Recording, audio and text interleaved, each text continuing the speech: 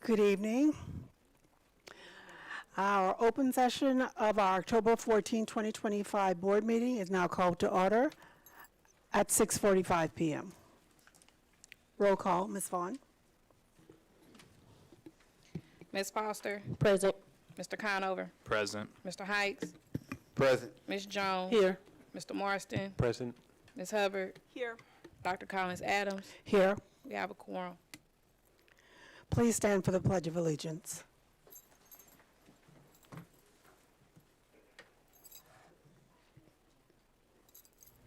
I pledge allegiance to the flag of the United States of America and to the republic for which it stands, one nation, under God, indivisible, with liberty and justice for all.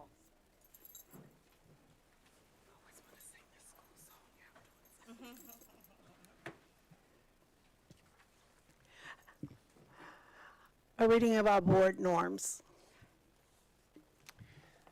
St. Louis Board of Education norms adopted April 9th, 2019. Decision making. We believe our first priority and greatest concern is the educational welfare of all students in St. Louis Public Schools. We align decisions, discussions, superintendent evaluations, district partnerships, budget allocations, etc., to the current transformation plan. We demonstrate respect for diversity of thoughts, backgrounds, and experiences, roles, and decisions once they have been made. We embrace healthy debate. We acknowledge board members with differing opinions during discourse in both open and closed sessions to gain clarity and engage in meaningful dialogues. Professionalism. We demonstrate engagement by thoroughly reviewing the board packet and other documents, arriving on time to meetings and work sessions, remaining on topic during discussions, and respectfully interacting with each other, the superintendent, staff, and all stakeholders. We demonstrate respect for diversity of thoughts, backgrounds, and experiences, and roles. Communication. We demonstrate professionalism and respect for other board members, the superintendent, and district staff by adhering to timelines and deadlines outlined in the workflow calendar and any other tasks as assigned. We conduct all official board-related email communications using our @slps.org email accounts. We read and reply to all board emails within 72 hours. We conduct all official board-related phone and text communications using district-issued phones. We check voicemail and return phone calls and texts within 72 hours. We are ambassadors in a community, and as individual concerns or questions arise, we will seek to understand the information and gather pertinent facts in order to direct stakeholders and staff to contact appropriate district personnel. We channel concerns or requests for information through the board president, who will direct those requests to the superintendent in an organized, concise manner. We recognize the importance of proactive communication and agree there will be no surprises.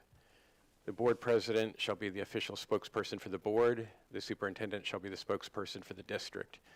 Board members who receive requests for board issue positions shall direct the request to the board president or superintendent. Confidentiality.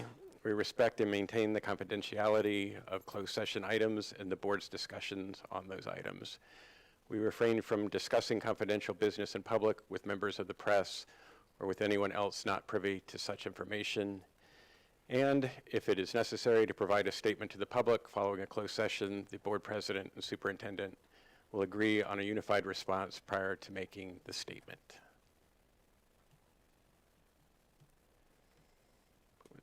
I move to approve the agenda for tonight's regular session business meeting. Second.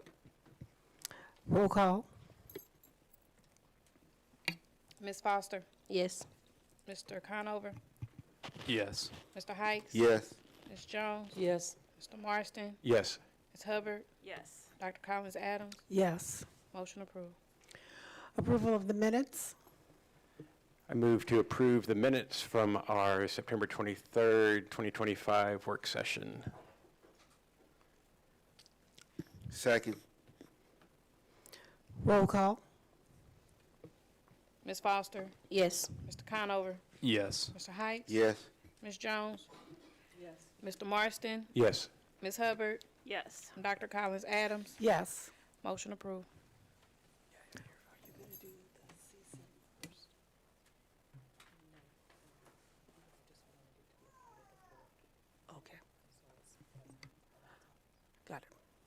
our spirit of excellence.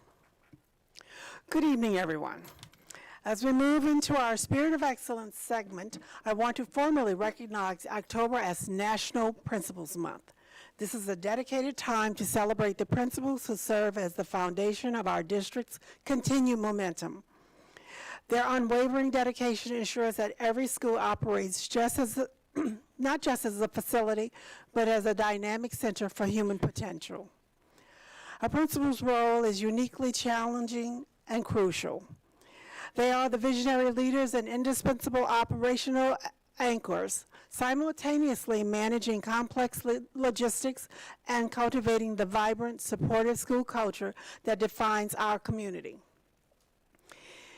It is this inspirational guidance that sets a high bar for every classroom and staff member, ensuring deep and continuous alignment with our district-wide goals for educational excellence and equity. We see the tangible results of this strong leadership in our student outcomes and remarkable achievements. For instance, the fact that over 5,000 of our students achieved 2.5 years of reading growth this past year is a powerful testament to the effective academic systems our principals champion. This kind of profound growth and achievement is how our students begin to truly embody the principles of the portrait of a graduate, especially in becoming resilient, analytical thinkers ready for tomorrow's world. This success is rooted in the dynamic, empowering environments our principals create.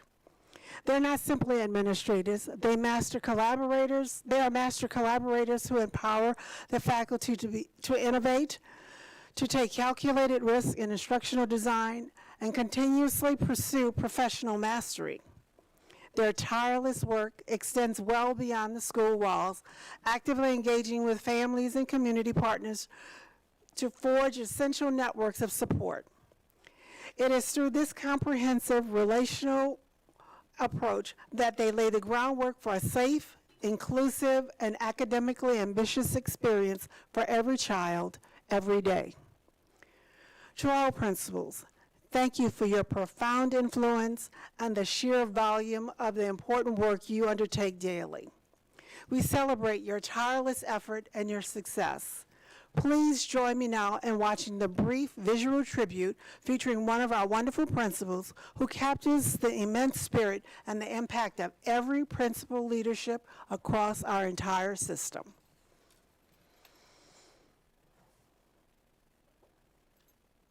Happy Thursday! Happy Thursday!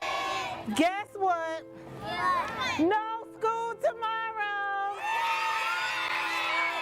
Boom! No, all right, we're going to do our Adams School values. 4th grade is going to do it for us today.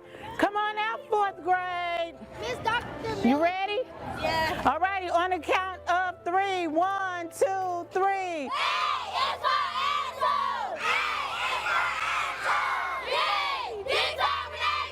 Being a principal means creating opportunities.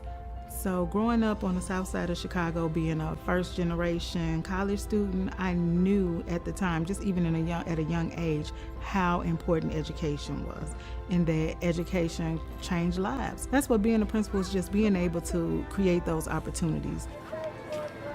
Good morning. Bye, Erin. Have a great day. Thank you for getting all of your progress reports completed. Comments were very thoughtful, like just overall, and I'm going to make sure I say this to everyone because overall, for the whole school, I thought that the comments for a progress report was very thoughtful. Like you all were really right. I think at SLPS, we sometimes overlook some of our smaller elementary schools and we don't realize what wonderful places they are and what great things they're doing with kids. Dr. Miller is a wonderful example of a leader who wraps her arms around the entire community, and whether that's the families that come to Adams and choose Adams, the students that come every day, or the staff that come every day, teachers at Adams feel highly supported. What I'm most proud of is I think it's the community that I've built. The fact that we call ourselves the Adams family, and that's not just because we're Adams. We really consider ourselves a family. The students know that they belong and they feel loved when they come to school. I feel like I can ask my staff for anything and they'll do it. She stands on business. She makes sure everybody's included. She cares about everyone. Amazing principal overall, and I think anybody would be proud of her to have her as a principal. She's just, well, for one, she's caring. Like, anyone would be glad just to see her in a day. And she's just very, very pretty. She's always, like, excited about everything. I'll be surprised if they don't know something about me. That would make me more surprised than anything. They'll tell you, I'm a proud member of the Beehive. I love Beyonce. They can't come up and fool me with a TikTok dance because I can join in. I don't think they'll be surprised to know anything. Maybe they'll be surprised to know that I go home and go right to sleep. They probably think I do all kinds of stuff. I don't know.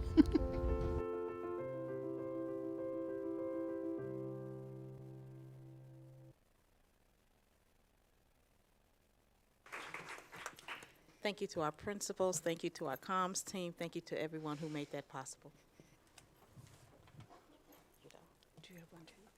Dr. Boucher. Thank you. Good evening to our board president, members of the board, and to our listening audience. Once again, our administrators do a great job. They go above and beyond the call of duty each and every day. And now I'm pleased to share that we are on track to submit our annual financial and single audit. Our external auditors have been on site, and we're confident that this process will be completed and accepted by December 31st. This is a testament to our team's hard work and our commitment to fiscal responsibility. This progress is happening as we also continue to strengthen our financial practices. We have also shared our corrective action plan at several board meetings and with others who are interested in the success of St. Louis Public Schools.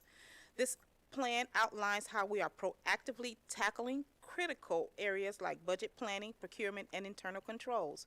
We're also working to ensure financial practices are robust and that we're building a solid foundation for the future of St. Louis Public Schools.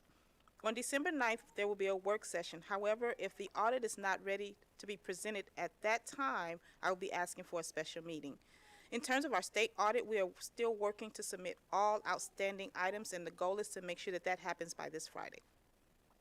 Progress on our schools that have been damaged by the tornado.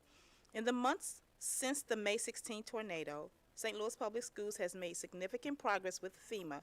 As we continue our recovery efforts, you'll hear more about this from Mr. Schultz this evening. All FEMA projects for all schools have been created, scoped, and costed, with costs reflecting FEMA coverage and the SLPS share. FEMA and insurance have demonstrated full cooperation and documentation. Requests have been completed and accepted. I had an opportunity to visit each of our damaged schools with our cabinet members. We got to see firsthand the work that still needs to be done. The work that still needs to be done.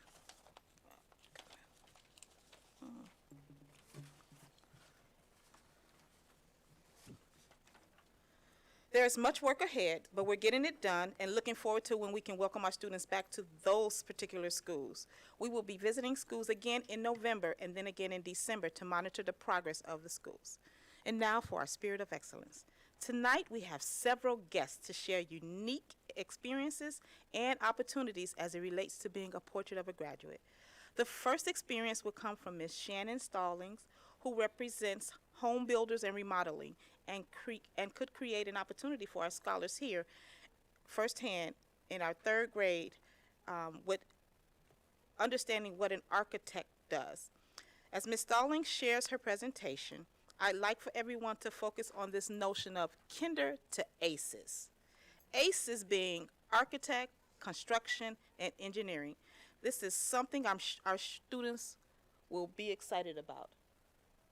Okay, Ms. Stallings? Thank you. Thank you to the board and to all the parents and educators that are here tonight. I had the pleasure of meeting Dr. Millicent. Oh, I'm sorry, it's not on. Okay. There we go. I'm loud. I had the pleasure of meeting your superintendent at a workforce summit for the regional St. Louis area. And at that summit, I had an opportunity to discuss the impact that the trades have on students at younger ages every day. I am the executive director for the Home Builders and Remodelers Association for the Metro East, and part of the National Association of Home Builders out of Washington, D.C. And at NAHB, the last 3 years, they've taken a hard look at when is the right time to start exposing students to what opportunities are available in the trades. And a unanimous decision was made that that opportunity needs to start coming at a younger age. So we are starting in Illinois this year with one of the school districts over in Collinsville, and we're going to be presenting 3rd through 6th graders the opportunity to have hands-on experiences with 25 different construction-related companies. Everything from architects to heavy equipment to drone presentations to how you mix epoxy, how paint is formed. And they're going to have a day of visiting all these stations. And that's what we want to do. We want to start empowering kids at a younger age to have choices, to know that not every student's going to go to college. Not every student's going to serve in our military. Not every student's going to want to be a waitress. They might want to be involved in the trades. And the financial opportunity that's being made in empowering kids coming out of high school is unbelievable. Students that graduate from high school with no formal training can join one of our unions, whether it be Carpenters Union, Electrical Union, Plumbers Union, the Steelworkers Union, and they're earning incomes of $65,000 to $80,000 a year right out of high school. And the training is provided by the unions at no cost to that student. We're now seeing an influx of older people in their 30s that are coming back into the workforce, are changing careers and saying, you know what, I need to pick up a hammer. I need to look at possibly being an engineer or an architect. And there's so many different facets that affect the home building industry. How many of us have a place to live, right? Everybody needs a place to live. And because of that, we have to continue to empower students to know that it's a viable choice. There's so much more to construction. That empowerment goes on. If you talk to people that have been in the trades for many years, they've spent 30 years in their career, they're proud to tell you as they drive down the streets, I built that house. I built that office building. I built Busch Stadium. And it's something that carries on for years and generations to come. So it offers empowerment to the kids to say, I can make the choice to do this. I'm not a book kid, but I want to get my hands dirty. I want to draw. I want to dig. I want to do all kinds of different things. So we want to make sure that we're providing the tools. And the other great thing for the schools, it's a way to expand awareness to students and not have to spend any money. I'm going to repeat that. A way to bring more awareness to students without having to spend money. Through the National Association of Home Builders, there's funding available to education, and through the local chapters, we can facilitate putting those days together for you, bringing the companies in. You do have to worry about transportation of getting the kids to the place that we're going to have it, but there's even some offset to that available sometimes. So our goal, again, is to work with schools across the country, whether it be Missouri, Illinois, Indiana, Tennessee, to make sure students, parents, and educators know that there's true opportunity in the trades that can provide a great income, and they get to expand their learning. They get to see other opportunities that don't have to do with their pencil and paper or their Chromebook. They get to use their hands, and they get to build things and make a difference and impact our country for years to come. So we would love to engage with the St. Louis Public Schools, working for building our future, because those kids are our workforce of tomorrow. I'm going to give you a couple statistics. Right now, the median age across the United States in the trades industry is 48 years old. In the state of Illinois and Missouri, it's 57. Now, when you start doing the math on that, we're in trouble in 6 or 7 years when that workforce starts retiring. And we have to start letting the kids know that we're always going to need a place to live, always going to need a place to conduct business, and a place to go to school. So we have to have tradesmen to do those jobs. I thank you for your time. I hope I enthused you and made you excited, thinking about building and the things that we can do to impact students, and I look forward to working with your district, hopefully in the future. Thank you so much. Thank you. Thank you. Any questions? Okay. All righty. At this time, I am excited about our students from Vashon. Come on up. I'm excited about their leadership. We have Miss Reed here, we have Dr. Kitson here, and we have Miss Williams. Come on up. We're celebrating Jobs of America graduates at Vashon High School. Ms. Williams, she is one who should be celebrated. She works tirelessly with our JAG students, and might I say, sometimes when I arrive at 6 o'clock a.m., she's already here. That's 8:01.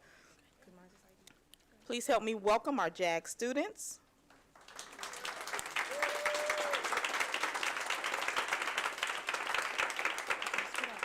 Ms. Williams, can you introduce each and every one of them, and then we're going to play the video and let them talk.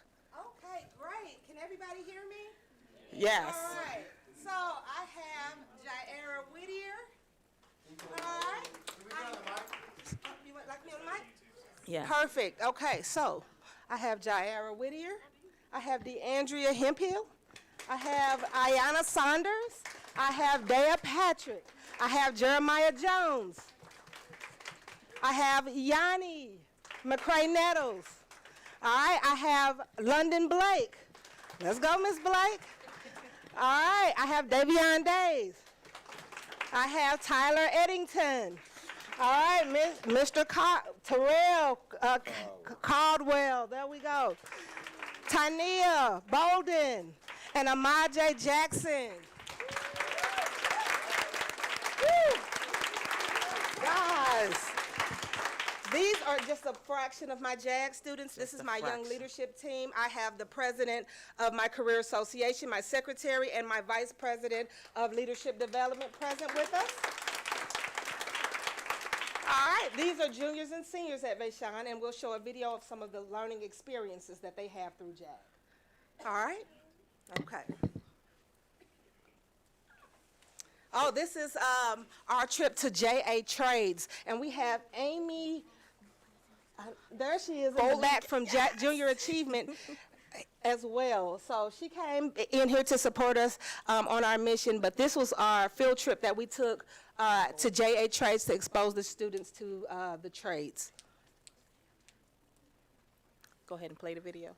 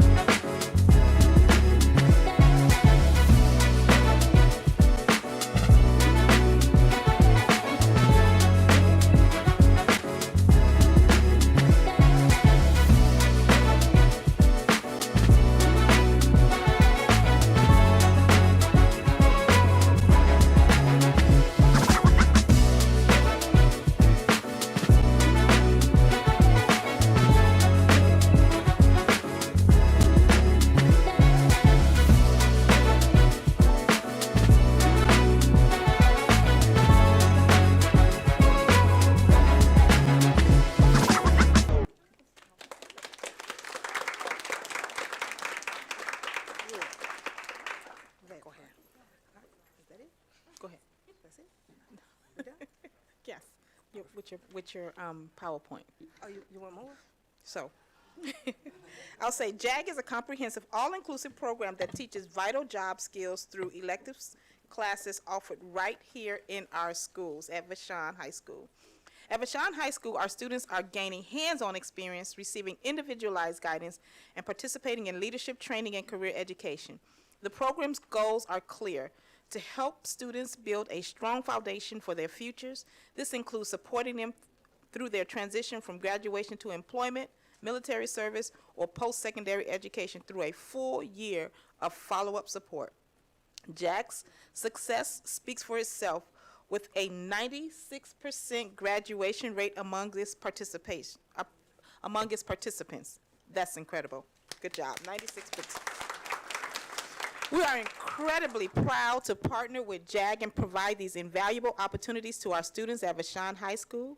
This partnership not only impacts our students, but also strengthens our schools and our community by preparing the next generation of leaders and professionals. Again, let's take a look at JAG in action. All righty, I have some certificates for you all, and I hope you enjoyed your dinner. Thank you.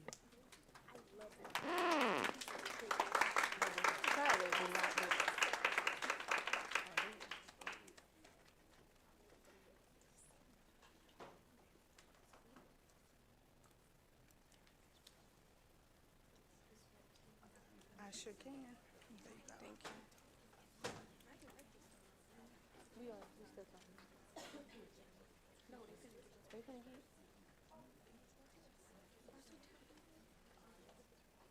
So I was the top president. We still speaking.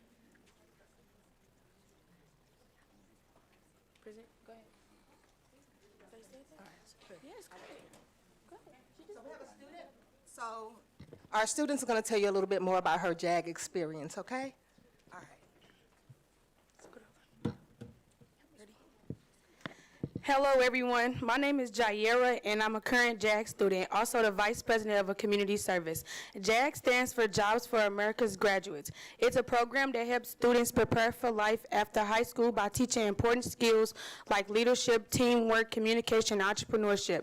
In JAG, we also learn about budgeting, maintaining money responsibly, and setting goals for our future. Recently, we've been working on our career portfolios, which include things like our resumes, interview questions, and personal goals.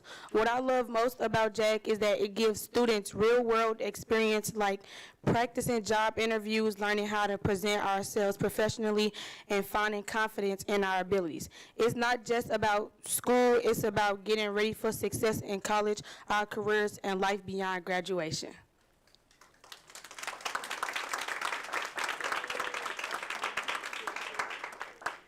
Good evening. My name is Deandra Hemphill. I am president of Career Association, and today I'm here to tell you guys about how JAG has impacted my life. When I first joined JAG at Vashon, it was the middle of my junior year. I was overwhelmed with fear and uncertainty about a new school, new classes, and the challenges of making new friends. My very first class was JAG. I walked in quiet and shy, but that quickly changed. My JAG specialist, Ms. Williams, welcomed me with a warm heart and an uplifting mindset. Her classroom felt like a safe space, welcoming and full of potential. For the first time in my life, I didn't just feel listened to, I felt truly heard. She believed in me, and because of her, I began to believe in myself. Through JAG, I learned to dream big. I now want to graduate, succeed, and shine. Ms. Williams taught me that we are still all capable of greatness, greater than we often realize. She helped me see that the sky isn't the limit. It is only the beginning of what we can achieve with hard work and dedication. JAG gave me more than academic support. It gave me social, emotional, and life skills that I'll carry with me forever. It taught me that I matter and that I am exactly where I'm meant to be. Nobody is perfect, but every day you get up and try, you are so much closer to the perfect you want.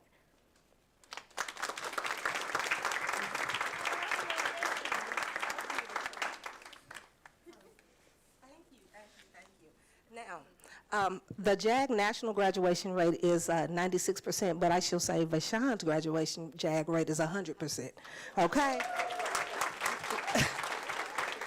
Not only do we have a 100% graduation rate, but we also have 100% positive outcomes. So that means 100% of our JAG students went on to go to college, military enrollment, or employment. So, yes, there we are.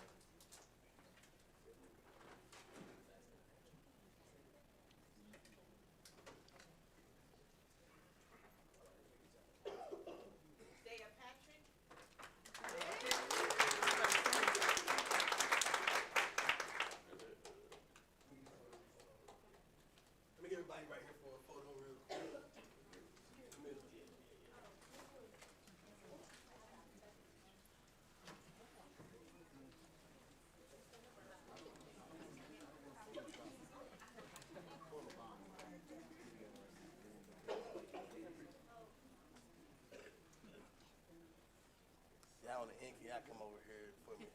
Podium in the way. Trying to hide. Come on in.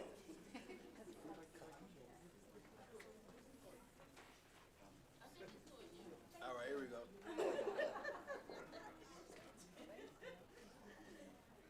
You hiding your face? All right, congratulations.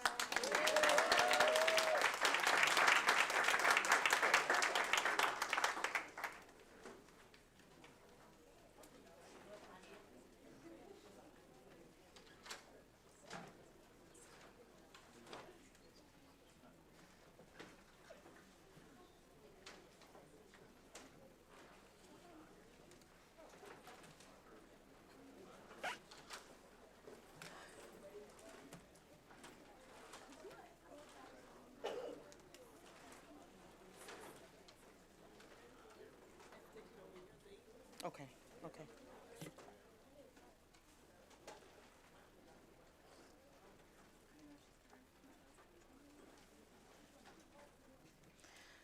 Thank you, and once again, congratulations. Job well done.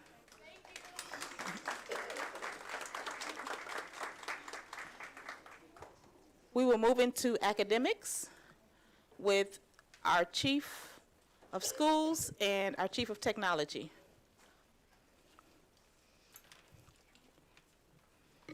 And then from there, we'll move into finance. Good evening, Dr. Dino and Ms. Mitchell. The board is going to respectfully request that you move quickly through your slides, concisely, not quickly, concisely, so that and I apologize for missing a previous meeting, but we have a lot of business, and Dr. Barisha Day has worked with our team so diligently to get all of these slides prepared. They're on the agenda so that everyone can see them. But we do need to be able to have enough time to be able to ask questions too, so thank you. So let's do a high level. Absolutely, will Okay. do. Thank you. So tonight we are here from the Accountability and Academics team. You'll see us often presenting jointly because our work intersects and overlaps a lot. I'm Dr. Dino, Chief of Schools, and this is Ms. Mitchell, our Chief Technology Officer. As you hear us talk about all the time, student success goals are the undergirding of all the work that we do, and these are what we use to build our new school improvement plan goals for the school district. And so we'll be talking more about where we are at this point in the school year. Our strategic values, the ones we're really lifting up tonight, are highly effective educators and leaders and equitable and multiple sources of data. As always, portraits of a graduate. We loved having those JAG students here, hearing from them. We see that they were embodying college and career readiness, being change agents, critical thinkers, all of those things. We want to have lots of experiences for students so that they too can embody all the portraits, all the competencies and portraits of a graduate. Our agenda for tonight is to give you a short update on our CSIP implementation, including our evidence-based strategies and our actions to date, and a bit of a Moses and core data update. Just a reminder, all of our new continuous school improvement plan goals are focused on this portrait of a graduate. Every goal we wrote is a student-centered goal, and there is direct alignment between our district and school level goals. Our first group of goals, we'll call them CSIP goals 1 through 3, are academically focused. You'll see we're working to increase the number of schools meeting the 70% benchmark on APR. We're continuing to focus on having 2.5 years worth of growth on STAR reading and math so that we can increase the percentage of students scoring proficient or advanced on the MAP and EOC assessments. We're working to increase that by 15% by 27-28. It'd be great if we can even go higher. So, what have we been doing so far this year? For goals 1 through 3, and you'll note throughout, for each of our school improvement goals, there's an evidence-based strategy that we use so that we know what we're doing is going to make a difference in outcomes for students. So the evidence-based strategy for goals 1 through 3 is that schools will implement high-quality core instruction using a research-based curriculum as intended with fidelity. When we use high quality materials as intended with fidelity, we know there will be good outcomes for students. So what have we done so far? As you all approved last spring, we have some new materials in our schools. We have our new 95% phonics and phonemic awareness materials. We have Amplify, OpenSciEd, MDC for all of our new science materials. Those are all high quality core instruction materials. All of our staff receive training on science of reading. Whether or not you're a reading teacher, every staff member in SLPS spent time at our literacy conference learning about that this summer. We've updated all of our academic division resources to be in a one-stop shop. We have new pacing guides, lesson planning tools, supports, new technology, and curriculum content. Again, all focused on making sure that core instruction is research-based and being taught with, as intended, with fidelity. We've completed our first beginning of year benchmark assessments, and boy, there's a lot of them, as you can see here. We have our STAR, that's our reading and our early literacy. We have curriculum-based measures. We've done dyslexia screeners. For our kindergarten entry assessment, we've used the kindergarten observation form, and we've already started our MAP and EOC practice. All of that will give information to our teachers so that they can create lessons that meet the needs of our students. We've already held our September district level professional development, which has supported understanding of the reading success plans. As you know, the state of Missouri requires reading success plans for a subset of students, and the state made some significant changes over the summer to what they require, and so that meant we had an opportunity to update and change the things that we require and the supports we provide for teachers so that those reading success plans could be written. And during conferences that are happening this week, all teachers are prepared to share that information with their teachers. We've held professional development booster sessions, specifically targeting our ILAs, who are non-certified staff, so that we can help increase their capacity to support schools. And we, at our leadership meeting for principals, we are always working towards how are they supporting teachers to support core instruction so that they can go back and lead in their classrooms. I'm going to turn it over to Ms. Mitchell, who will talk about the baseline of our data. Okay, the following slides demonstrate the 24-25 percentage of students scoring proficient or advanced on the MAP and EOCs. This connects directly to CSIP Goal 3, which calls for a 15 percentage point increase in students scoring proficient or advanced by 27-28. So again, this is our baseline data. ELA data shows consistent incremental growth across grades 3 through 8 from spring 2024 to spring 2025. We are beginning the upward trajectory needed to achieve the 15% increase in proficiency within the next 3 years. Math performance remains an area for focused improvement, but early progress is visible in several grade levels. The baseline year provides a foundation to accelerate growth, keeping us on course to meet the 15-point increase goal by 2028. Science proficiency increased in both tested grades. 5th grade improved from 17.1% to 20.5%, and 8th grade rose from 14.4% to 17.3%. End of course assessments show the strongest overall growth. English increased from 32.1% to 36.1%, and algebra moved from 20.6 to 26.7. Biology and government remained steady year over year. These data reflect positive momentum toward the 15% improvement goal outlined in CSIP Goal 3. This table outlines where we are now and where we aim to be by 2028. Each content area shows the current proficiency percentage alongside our 2028 target, a 15-point gain across all tested subjects. For our other competencies in Portrait of a Graduate, we group goals 4 and 5 together because they are related to our climate and culture goal, and you will note that each of these goals is related specifically to a question on the climate and culture survey. SLPS has adopted now the DESE climate and culture survey. We're not using the Panorama survey anymore. The window is just opening now during Parent-Teacher Conference Week. We have all of our surveys translated into languages for families, and hard copies are available, as well as taking it online. Our evidence-based strategy for goals 4 and 5 is to implementing high-quality positive behavior interventions and supports as intended with fidelity. All staff receive professional development on PBIS. All of our climate and culture, every school has a climate and culture survey lead. They've participated in training. The survey has been registered.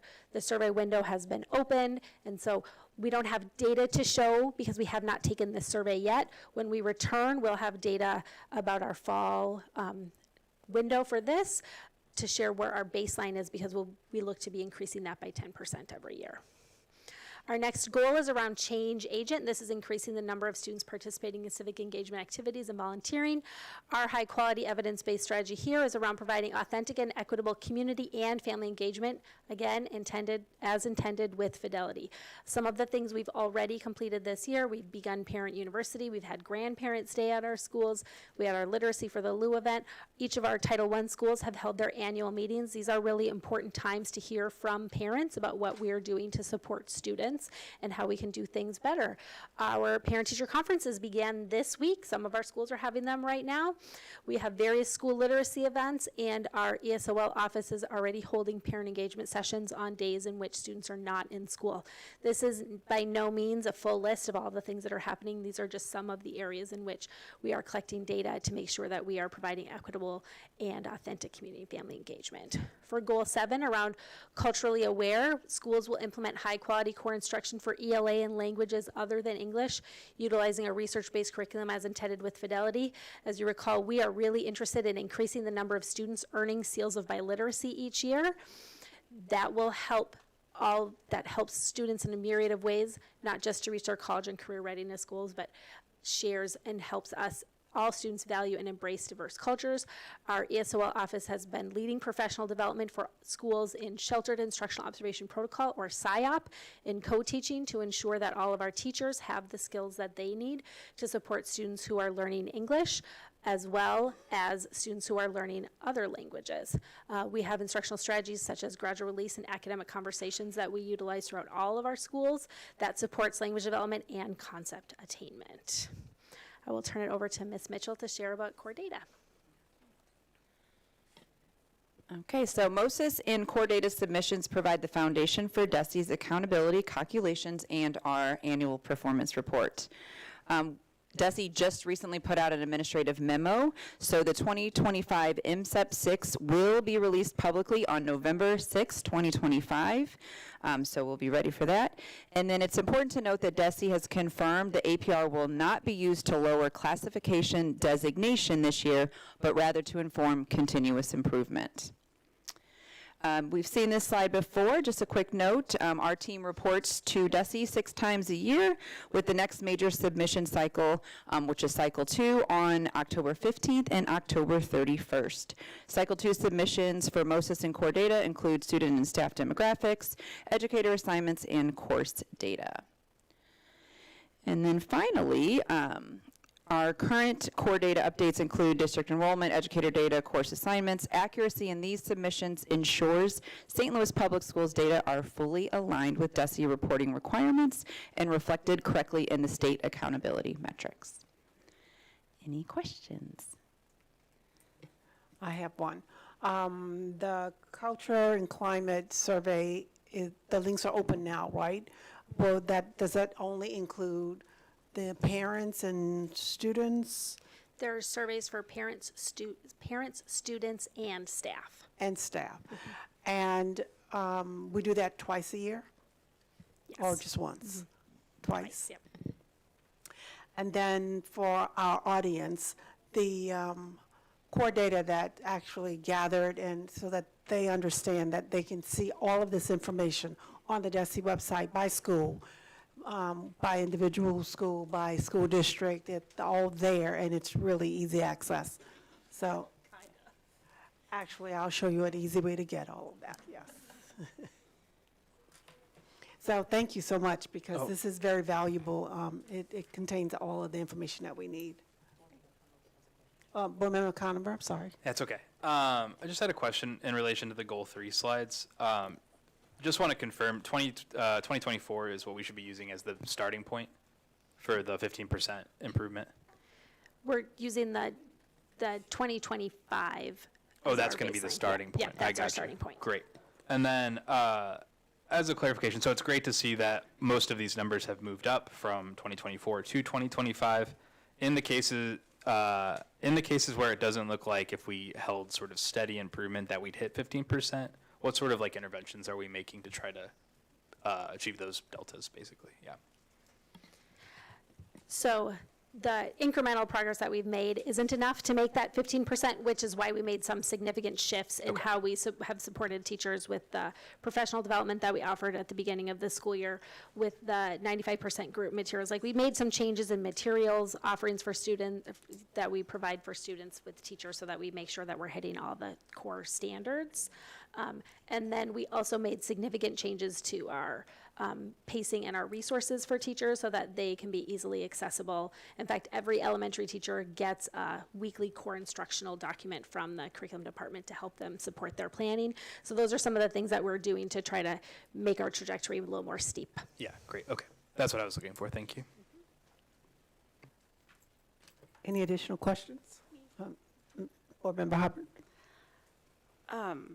When you were talking about all the testing that we're doing, one of the things you mentioned was we're already doing MAP and end of course practice and learning from that to give our students what they need. How is that not teaching to the test? I'm sure that we're not doing that, but could you explain?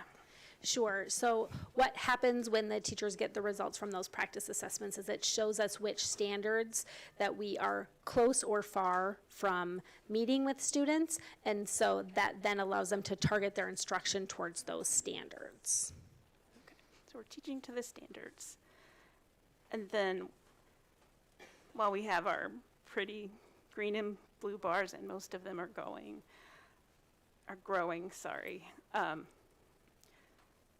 all the blank space that would go from 21 to 100, that the map chart only goes to 50, but if we were going all the way up to 100, those would be the students who are still basic and below basic, right? Yeah.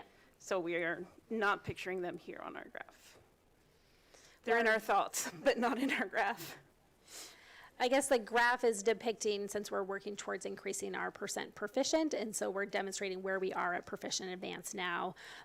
But yes, the students who, like you would see in any graph, those students who are not yet proficient, we didn't call out those percentages specifically because our goals are focused on the percent proficient advanced. Okay. I just think it's important to at least recognize they exist. Thank you. That's all my questions. Any additional questions? Mr. Marson? Dr. Richedet? Thank you.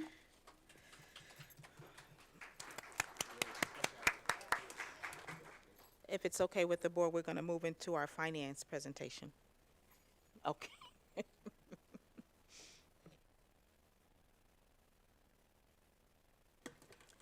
Good evening High to the level. board.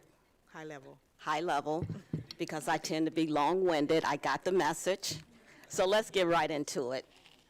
You guys are laughing because I am, right? Okay. What I want to focus on is just an overview of where we're at the fourth quarter, and you can consider this our preliminary year end of 25. Let's remind you about our fund balance. At the end of 23-24, our fund balance, unrestricted fund balance, was $231 million.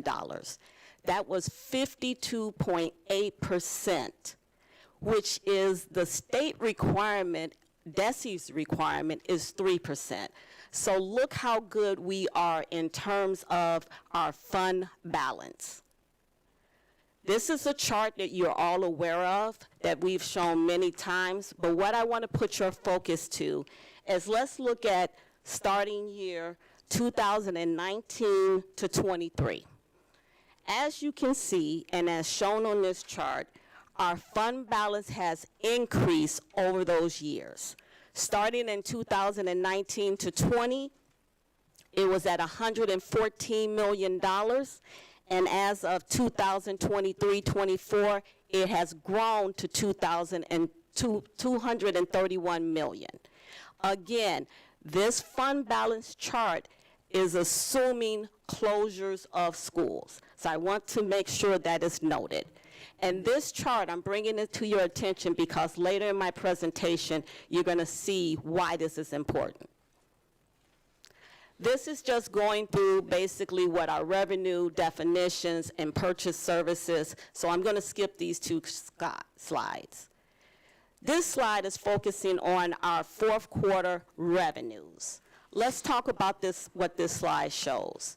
As you can see, in the fourth quarter, we received approximately $93 million in revenue, which gives us a year total of about 102.5%, which is an increase of 2.5% of our estimated budget. Our original budget for revenues, what we projected, was at $418 million, and we received year-to-date revenues of $428. So we received more revenues than what we had budgeted for. This chart is simply to bring to your attention what are the sources of our revenue. As you can see with the pie chart, the sources are local first, that is the biggest percentage of our pie, which represents $392 million and or 89%. Again, I want to bring your attention, this includes all funds. And then when you look at the second largest piece of our revenue sources, you're looking at the federal side, which is about $26 million, which represents about 6%.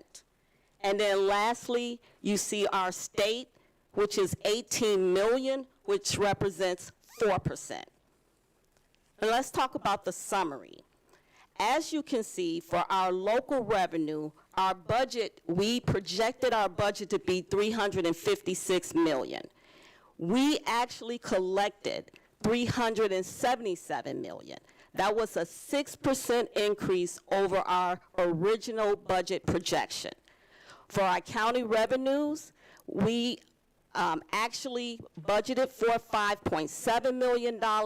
However, we collected $6.4 million, which is a 13.3% increase.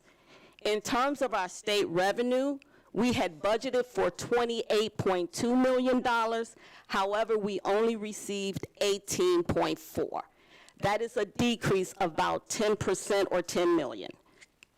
And looking at our federal, remember when we talked about our federal grants and receiving of federal funds, we had budgeted for $28.3 million. However, we only received $26 million. Let's talk about our expenditures. Looking at this chart, our salaries are the biggest portion of our expenditures. We had budgeted for our salaries at $196 million. However, our cost in salaries was $199 million. It was an increase above what we budgeted for. Our benefits, we budgeted for $82 million. However, our cost equal about $80 million. When we look at purchase services, we had budgeted for $117 million. Again, purchase services are our contracts, service-related contracts, anything that we have in terms of maintenance, building, anything outside of Prop S. We had budgeted for $117 million, and those costs were at $119 million. But then when you look at supplies and materials, we had budgeted for $40 million. But our cost was $23 million, almost 50% less than what we budgeted for. So in that essence, we had cost savings. When you look at the capital outlay, we had budgeted for $133 million, but our cost only equaled about $69 million. And why was that attributed? That was less than what we had budgeted for. That means that some of our project costs were not included or not have hit our books for this year. So when you're looking at, again, the category, just looking at general operating budget, when you look at our salaries are about 49%. This is general operating. Before what I showed you were all sources. When the second highest level of expenditures cost is our purchase services, which is at 25%. And then when you look, our benefits is at 20%. Again, our summary, just giving you a high-level summary. Again, as I pointed out, our salaries was higher than what we were budgeted for, about 1.8% over what we budgeted for. Our benefits were lower. Our purchase services was higher. Our supplies and materials, again, was lower than what was budgeted for. And then when we talk about capital outlay, it was lower. And then when we talk about short and long-term debt, it was higher. So let's talk about our fund balance. As of March 25, when I'm standing up here doing multiple financial overviews, as you can recall, again, we were projecting our fund balance to be at $231 million. Not projecting, but yes, projecting, but we had to wait until the final audit, as you guys remember. So then, at the time when our 25 budget was developed, we thought our revenues were going to be at $345 million.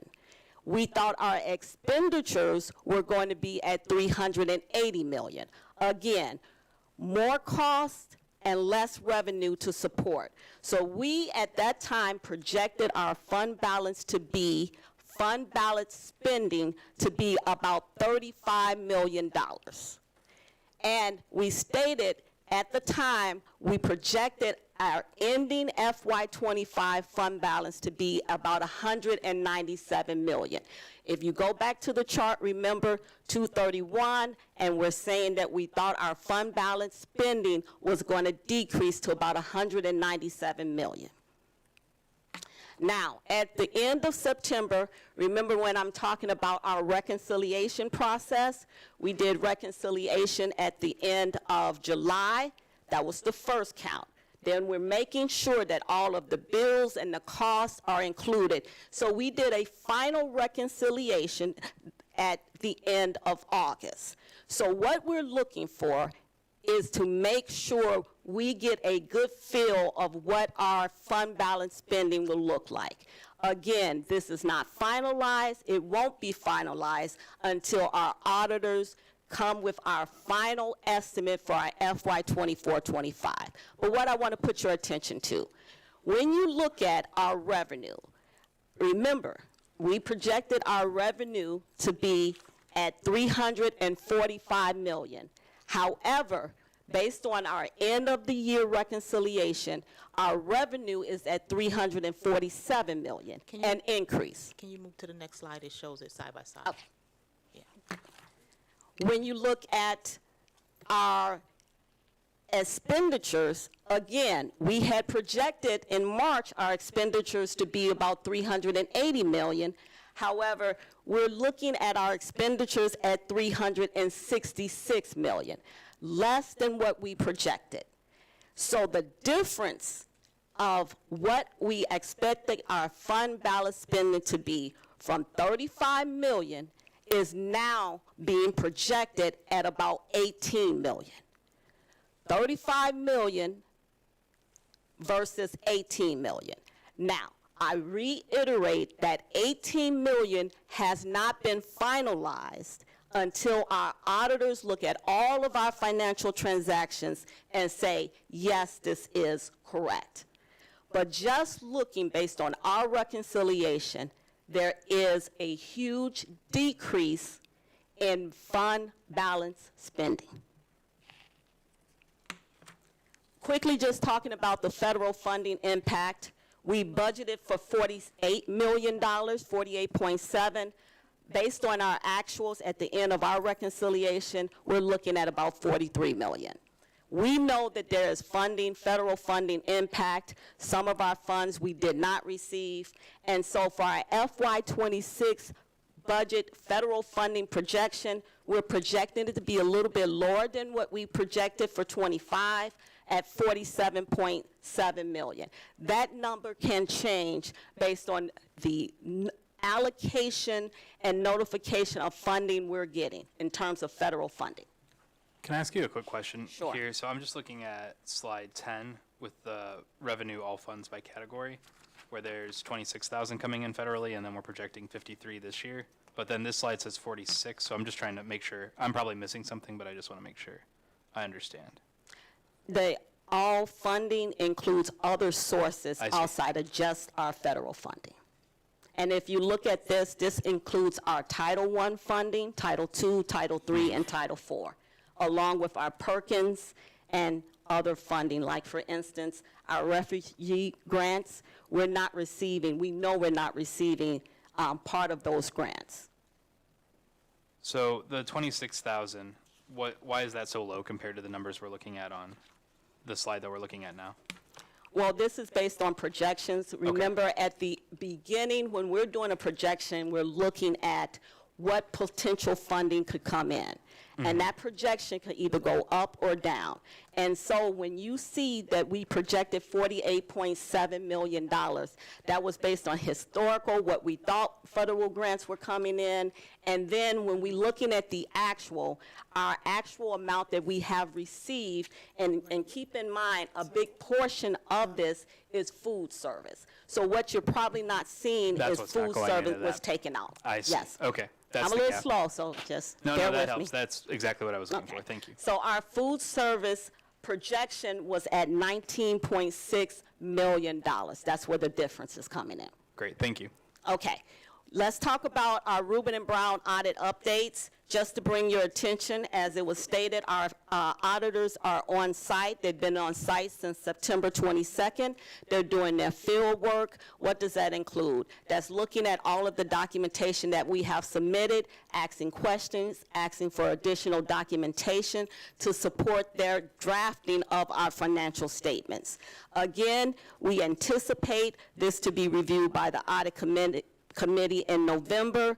We anticipate submission to the board for review around November 19th. We're looking for board approval, at least if we have the draft by December 9th. And again, our submission deadline to DESE is December 31st. Here's where I wanted you to focus on the state audit updates. As I showed you about the fund balance spending, that original chart, I wanted to bring to your attention a correction that was made in terms of our state audit report. As you guys may remember, the state audit basically stated that in 2023, we were nearly $105 million in the hole in terms of our fund balance spending. Actually, it showed that that's when our fund balance spending actually started. But with research, corrective actions, looking at the data ourselves, we submitted to the state audit, and they agreed to look at the data and look at their sources of data. So it showed that indeed, after they looked at the documentation that we provided, that proof and traceability using both our DESE audit, using our financial audit, using other state regulated reports, it showed that the information they provided on the original state audit report was incorrect. What made the change? Well, the change was that they had reported our revenue at $370 million. However, our revenue was at $662 million. I'm not sure why it was decreased, but the traceability showed that we actually had more revenue than our expenses. And so with the change, what does it show? The impact of the change. They went back and they changed the actual chart, that if you look at FY23 now, instead of its reading $105 million deficit or fund balance spending, it now reads 37 million, which shows a surplus. So when you're looking at the impact of change, indeed, from 2021 to 2024, we were in a surplus. That's why at the beginning of this presentation, I showed you the chart. We were in a surplus. Now, when we first talked about or projected our fund balance spending, it was for FY 2025. Why is that? There are three major contributing factors. We knew that there were salary increases district-wide, there were increases in transportation costs, and increases in before and after care, just to name a few of the major contributors. So this right here shows that the actual state audit report was updated on slide 16 or 17, I think it's in here, that showed the change. Now, it won't say a revised audit report. It won't be a memo that comes out to say this was done, but we're happy that they looked at the miscalculation and made those corrections. So let's talk about the financial outlook. We are in a strong financial position. Again, we are above the DESE 3% requirement, and we are actually doing better than most average school districts in terms of our fund balance accounts. Most districts, whether they're large or small, fund balance usually are between anywhere but 13% to 20%. We are at 48.5% actually for, we're projecting for 2025. 2024, again, we were at 58.2. So again, I talked about what the projected deficit, why we are projecting a projected deficit spending in 25, and as you can see, increased payroll, increased transportation costs, and increased before and after care. And it tells you there what we're offering and what changes we made. Finally, let's look at our 25-26 financial outlook. Again, we are projecting fund balance spending in terms of $33.4 million. Again, that is a projection. We don't know where we're going to land. What does this not include? It does not include the tornado spending. Why? Because at the time when our 26 budget was developed and approved, that did not happen. When we talk about our tornado costs, we're going to begin to see those costs actually start to hit our books in 26 this year, and we're projecting that our total tornado cost right now is looking at $77 million. Again, it's new versus repaired.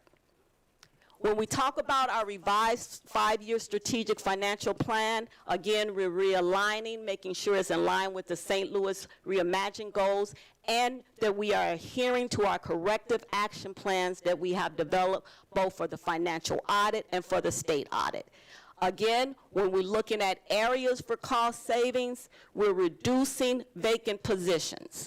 If the position haven't been filled in 3 years, we're looking to see, outside of teachers, let me be clear, we're looking to see if there is a critical need for that position and can we take it off our books. That's reducing our overall costs. Again, salaries and benefits is the major contributor to our costs. Then we're looking at reduction in buildings. That's where, we're looking to see what does that include. We got to do cost analysis, right? Nothing has been decided. But our fund balance chart was developed and projected based on closures. And so we're going to be looking at the plan phases, looking at what the cost analysis is for multiple scenarios. Finally, I'm going to end with our FY26 financial concerns. They're pretty much the same: open enrollment, vouchers, decrease in federal and state funding. We're seeing that effect right now. Feeder pathways related to transportation, tornado damage. And tornado damage will affect our tax collection, which is the major contributor local of our revenue stream. And then, of course, deferred maintenance. Thank you. Any questions? I have one more slide. Thank you. Okay. Board Member Conover, and then Marston. Yeah, this is small. You answered all the questions I had building through the presentation, so thank you for that. That was very helpful. If we could just add the loss of tax revenue to tax abatements and incentives into that last slide, I think that would be very helpful, since it's tens of millions of dollars a year. So thank you. Thank you. Marston. Yeah, I just had a few things I wanted to highlight. They're Okay. more of a comment rather than a question. So For people looking for building-related costs, they're in the purchase services and capital outlay categories. So if you're looking at the slides, that's the categories that the building costs are in. And our expenses for fiscal year 2025 were 13 million less than previously projected, which is great, fantastic. $13 million is a lot of money, I think. Although it is in the context of having total expenditures of 367 million. So 13 million is 3.5% of that. So I'm very happy to have the money, and I hope we can do the same thing this fiscal year.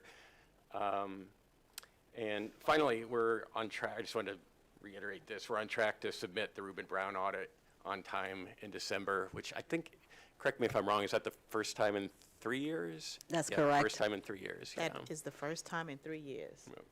Yes. Thank you, Ms. Johnson.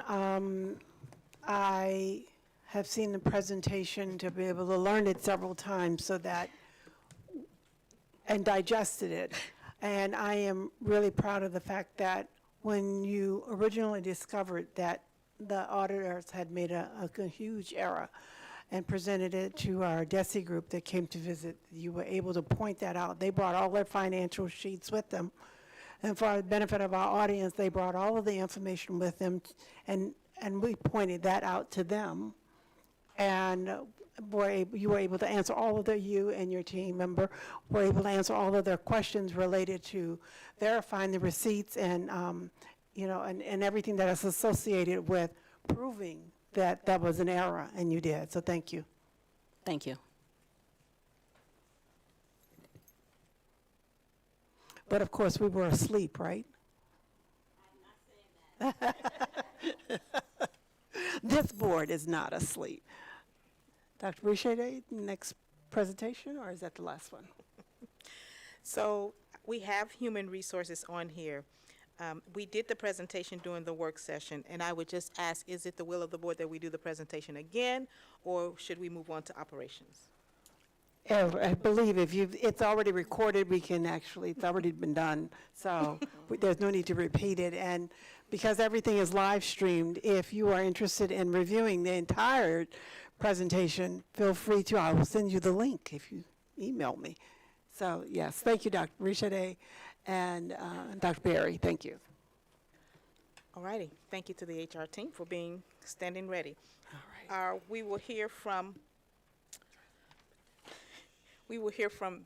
our Chief Watson and then Mr. Schultz to follow up.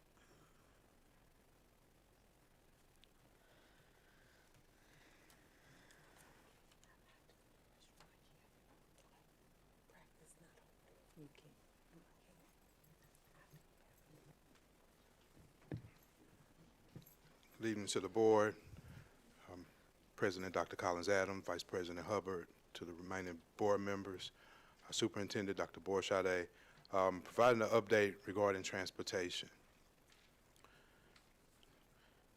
Now, transportation is critical in ensuring that our scholars meet the 4 goals that are listed. In order for our scholars to obtain those goals, we have to get them to schools first. So the reading, math, college and career readiness, and of course their well-being.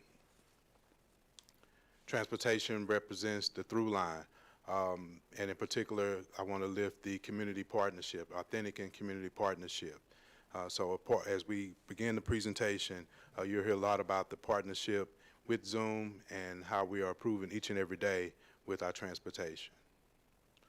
And of course, our portrait of a graduate speaks volumes to what we've seen earlier today, that those values represent not only what we want our scholars as they're in school and when they leave school, but also what within our classrooms and even our drivers, particularly around transportation and operations, to support the portrait of a graduate. So for our agenda, or on our agenda, we will discuss some of our current operations and talk about our next steps. So the transportation team has been optimizing routes to improve efficiency and decrease the riding time for our students on buses. The team has been making adjustments with the bus stop requests made by parents, and this is almost on a daily basis. We monitored those key performance indicators that you see on the screen. They include ridership, in which you will see that we have increased the ridership, the on-time performance, which has been increased up to 84% in September, from 77% in August, and even our driver attendance, 95%. But we still are able to cover all routes, even with our substitute drivers. Our parent app, again, that number has increased from 5,845 up to 7,600 families that utilize the app. In addition to those key performance indicators, I mean, again, this is something that we monitor daily. We look at data such as accidents, maintenance, mileage, bus breakdowns, disciplinary incidents, number of calls, just to name a few that the transportation team, led by Director Davis, looks at on a daily basis, and we collaborate with Zoom to make sure that we address and resolve any of those issues. We also are looking at ways to improve. So what you see in terms of the family engagement, the ratings from the parent app are 4.75 out of 5. And this app is translated to multiple language. And as we talk about our next steps, they include just making operational adjustments to our routes and monitoring those KPIs. The routing team, they meet with the drivers at least twice a week to get feedback from the routes as they're being ran. That has been extremely helpful. In addition, we have added additional buses. We've added 5 more buses to help with the drive time, and again, to be more efficient operationally when it comes to the on-time performance. We will continue to assess and make adjustments for our bus stop assignments, ensuring safety and accessibility, and we also using our modes of communications through the parent app, also through Parent Square, and even on our website. We've set up a system in which we communicate to families every Thursday, parents and school leaders, and those changes will go in effect on the following Monday. We have what we call our MJR, our monthly joint review meetings, just in essence, just a review and overview of those key performance indicators. We meet every week to address any issues that are raised by our school leaders, as well as our parents. In addition, as we move to, again, improve efficiency, we will be removing all ghost stops by November 1st. Ghost stops are more or less any stops where we haven't had any pickups. So we have that type of data where we could look at the stops and see the number of students that we pick up at each stop. And again, this is for efficiency purposes. We're planning to meet with our parents. We have an upcoming PAC meeting, Parent University, even our ESOL department, and meeting with principals and network superintendents and the academic team, again, to get any feedback and resolve any issues as we consistently improve each and every day. So this more or less concludes our update for transportation, and we'll open up for any questions.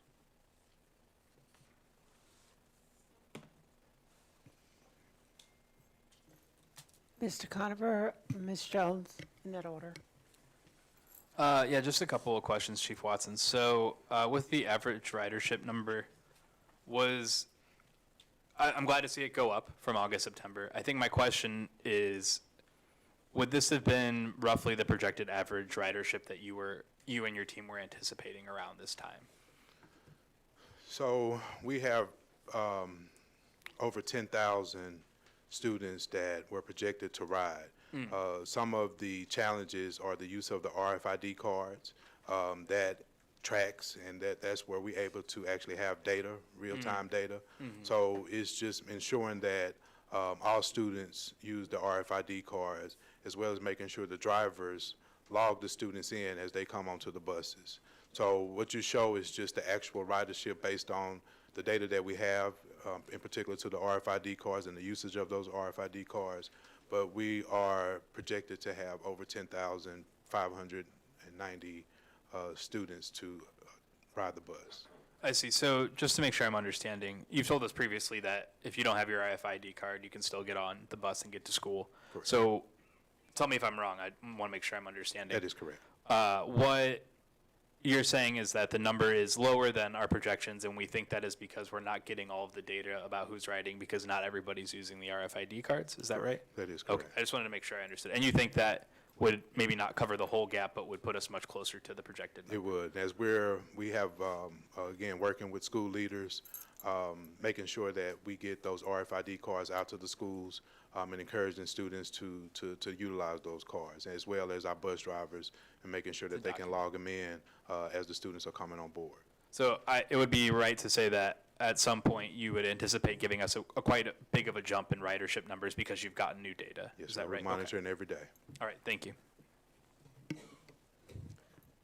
Yes, thank you for the report, but I would like to ask a question that might be uncomfortable, because I think earlier today I heard a story about a parent coming onto a school bus and encouraging their child to attack another child.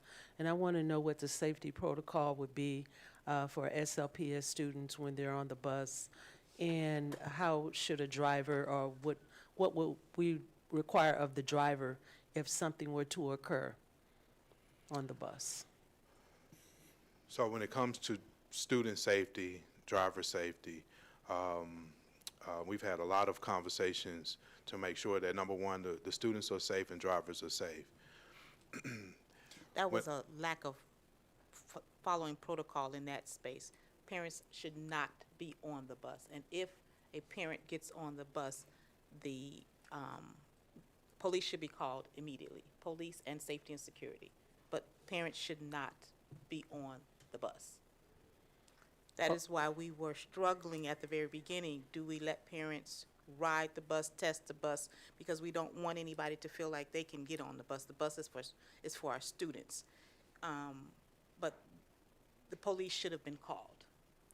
So do parents have to sign off on something saying that they will abide by some type of rules? If they violate them, their child would not be able to ride the bus for a certain period of time, or what have you? So. We don't necessarily have that, but if someone violates our rules, then they are taken off the bus. If there's a fight, they are taken off the bus for a period of time.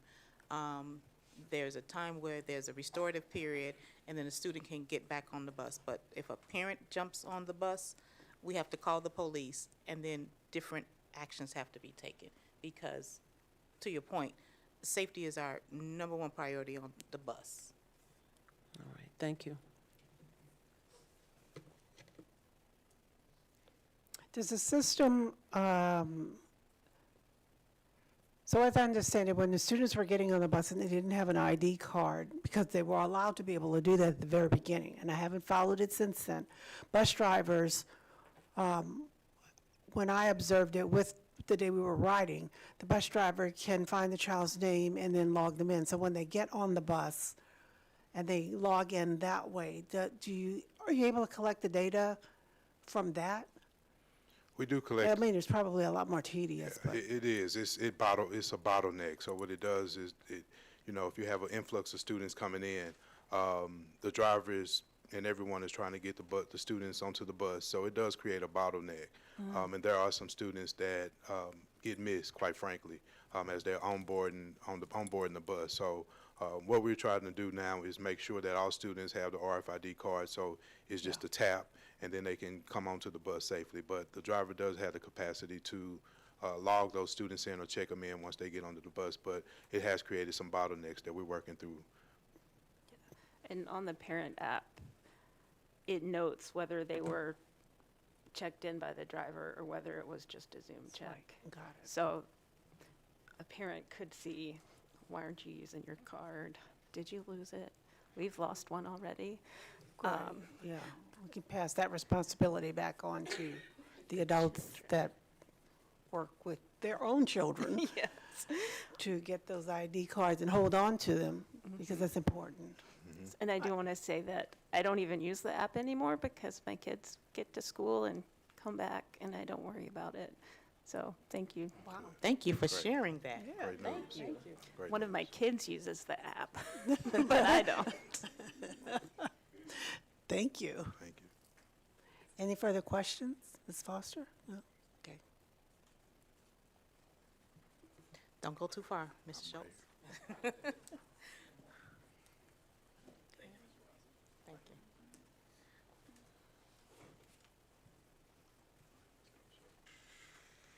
you. I blame you. Good evening, Madam President, Madam Vice President, members of the board, Superintendent Borshade, and the audience members. I'm here to provide a brief, catching the tone, FEMA update. So these are our 4 goal areas. As have been mentioned before, the work we do is clearly guided by all of these goals. Same with our strategic vision and our portraits of a graduate. What I'm going to talk a little bit about today is the damage images. So we went and toured the schools again.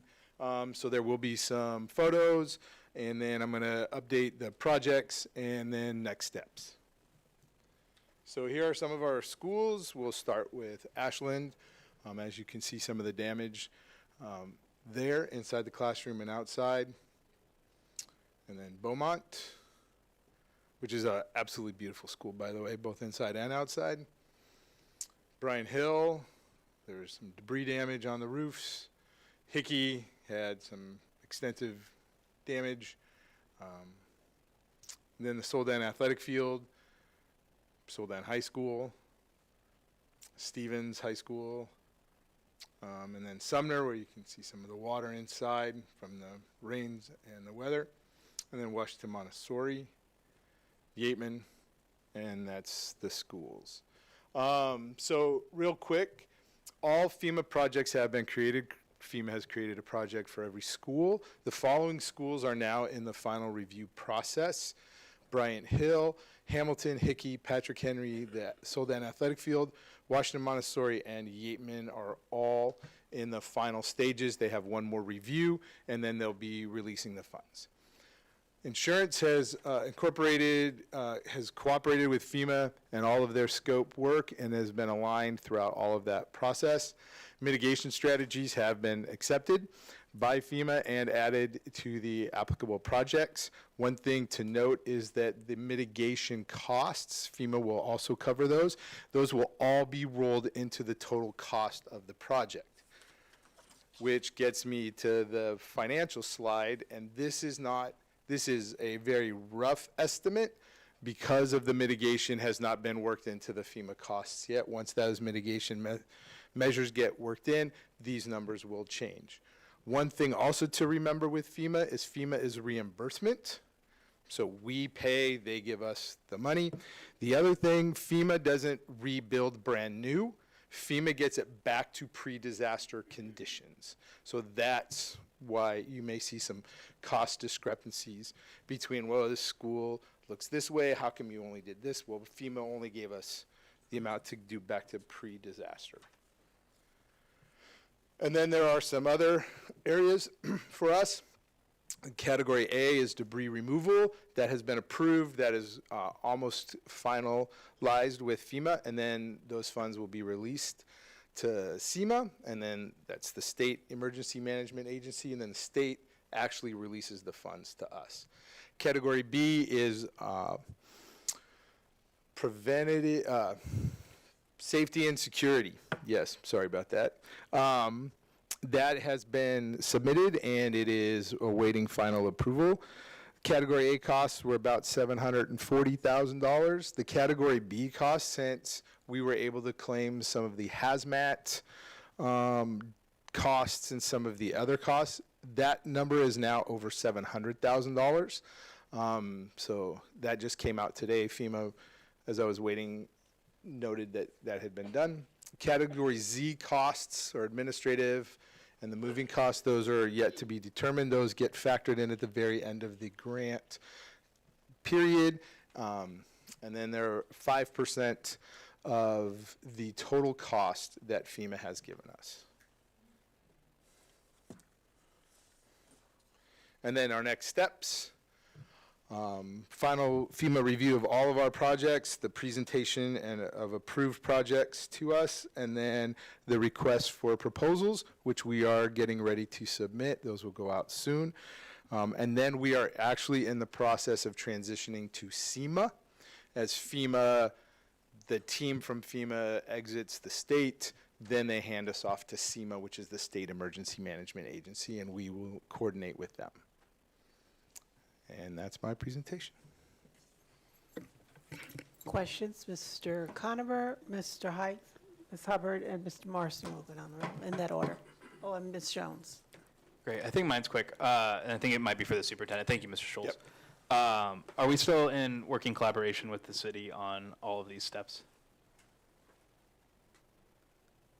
Say that differently. I don't know how to say it differently. We were previously working with the city on a number of steps in relation to FEMA reimbursement. Are we still collaborating with them in that process? Or is that over, I guess, maybe the other way to ask it? That was for debris. Yeah, I know that was for debris, but we were still having ongoing conversations with them. That was the initial. Yeah. And what we needed to do was to collaborate, because in order for the city of St. Louis to be qualified as an emergency state, then we had to include our numbers, yeah, right? we needed to meet a certain threshold. Yeah. But we're done But that's with that's that. all we needed to do. Yeah. Okay, that's what I needed clarification on. Thank you. Okay, yes. Mr. Hikes? Mr. Watson, in your opinion, how many of the tornado damaged elementary schools will be ready to reopen and receive students for the second semester? And second, logically, do you and your people have workable plans for those schools to be open in the second semester? Okay, I'll take the last question first. So we are developing workable plans to get the buildings safe to reenter as soon as possible. One of the factors are just supplies and materials. So as those supplies and materials become available, contractors, the labor force, that will be some of the logistical pieces that we'll work out.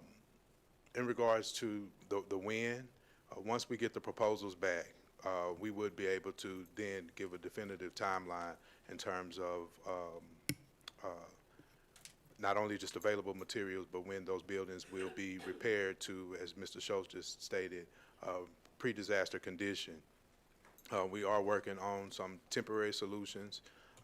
Those temporary solutions, although just from aesthetics standpoint, they won't necessarily be, they just a temporary fix. For example, you take windows. You can make some temporary windows, but we ultimately want our scholars, our students, our staff to come into our buildings to basically, a finish and complete building. So there are some temporary measures that we that we can take place, but we're looking for full and complete repairs so that they can come into the building safe. And What does temporary mean? temporary repairs. What does that mean? Yeah. The best example are just windows. Windows is something that you can temporarily put in windows and replace those windows, but we want those complete renovations and repairs done with contractors and new windows, because they are and will be reimbursed by FEMA. Hypothetically, so you say windows, couldn't we, possibly, the frames are good, correct? It's just the frames glass are- is gone. Yes. So could we maybe possibly temporarily do plexiglass? It's the same but different. Temporarily to get the kids back in. I'm just asking, hypothetically. So let me just say this. The goal is to make sure that we have our schools ready for our students. And when I say ready, it needs to be nothing temporary. If it's supposed to have glass in the window, we want glass in the window. If it's supposed to have carpet removed, we want the carpet removed. We want our students to go back to a building that is ready for them. They deserve it. They've been waiting. And for us to have them waiting this long and to go back to something that is halfway restored, it's not fair to our students. I can agree with that to a certain degree. To a certain degree, I can agree with that, but if it is the will of the board to send the students back to a And building that's not it's- ready, just let me know. that's not necessarily not ready, in my opinion. Because at the end of the day, we want them to have good, everything will be the same. It's just that it wouldn't be just glass right away, but the class will be clean, the room will be clean. They'll just be looking through plastic temporarily as opposed to glass. We're not saying that they're not going to get it right. It's just that we're just trying to move forward as quickly as possible. And that's just one person's opinion, you know. Thank you, sir. Ms. Jones? I understand what you're saying, Mr. Hikes, because we have been experiencing a high number of conditions at our school where people are breaking in and stealing things. Just recently, we had a fire at Northwest, and it seems that there's some kind of organized attempt by a larger group to vandalize St. Louis Public Schools. And while we're out here spending all this money on our school, trying to make sure everything is precise and clean and what have you, we need to step up our security. And we need to make sure that our community understands they're going to need to have an extra eye out for our schools, because there is some group, I don't know who they are, but they are professionals because they know how to go in, cut pipe, cut the wires, and do what have you to destroy our buildings so they can come in and buy them up real cheap. But what I'm saying is I do understand the urgency of getting somebody or some bodies back into that building while the work is going on, because we are in danger, because I don't know what the developers or whomever it might be are coming in and destroying SLPS buildings. So I'm really hoping that this can happen as soon as possible. I really do, and I thank you for all the work that you're doing, but please, let's get some more safety and security going on, because like I said, we just recently had a fire at Northwest, and I love Northwest High School. It's in my neighborhood, a few blocks away from me, and I was always wanting it to be a trade school. But it seems that anything that we have ambitions toward, Dunbar, what have you, someone comes along, Clay School, they're going to set a fire, they're going to destroy it, and no one ever seems to see anything. And I hope the FBI or somebody, since they're sending people in with all this big money, to come in and investigate where our federal dollars are being stolen expeditiously, and nobody is doing anything about it. So I thank you for everything that you're doing. My question is not about these buildings, I'm sorry. But for Square, I think in particular, what about our empty buildings like Northwest that were in the path of the tornado? Have we thought about them at all? In terms of FEMA and Even like cleanup of the sites? so that was one of the, early on, where we met with the city and we collaborated with them to get our closed buildings addressed with any debris and removal of debris from those closed sites. We're still working on the debris cleanup. I mean, we get I know they you dump a have so lot much on our going closed on. buildings.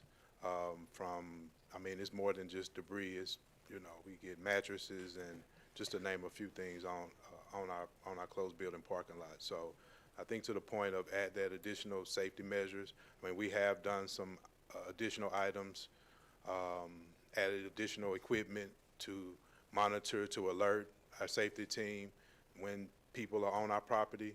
But this is an ongoing battle, particularly around our closed buildings. Okay, thank you. I think with the building pictures that we saw, a lot of the windows are missing. We can replace windows, whether it's temporary or permanent plexiglass. It depends on the number, because you don't want to fill a building with plexiglass, but if we can actually, like Mr. Hike said, if the frames are good, then we are not replacing an entire window. We're actually glazing it to be able to put a glass in and seal it off so that we can actually operate the windows. Some of those windows are, part of the historic value of the building. They're structurally sound. The other thing is that there are ceiling tiles that are missing because, things blew through, and the floors need to be cleaned up, and so all those things happening in the schools right now. Will we have teams that we have from our facilities and maintenance in the buildings so that we can get the buildings cleaned while we're doing the repairs, and then have a plan to be able to move students back in? Because if we can get just a handful of schools back in their community, as we promised in the very beginning that we wanted to get them back in their buildings, we would satisfy a lot of parents to be able to say that we live up to our promise, that we respect them as community members. I mean, they're the reasons why these board members are sitting here right now, because they elected us to do a job. And part of that job is, yes, if we have to direct the superintendent to move forward with the plan and do those things that you mentioned, although it may seem temporary, it's real, and it will get them back into their neighborhoods. One of the things that if we're going to do that and we have 6 or 7 schools that you have listed here, and we determine that we're going to move the elementary schools and pick 3 of them, or one high school, get Beaumont ready to be able to get people back in, or Yateman, and put 2 people back into Hickey or Montessori school. We fulfill the promise to them. I would like to invite all of us to walk the buildings before we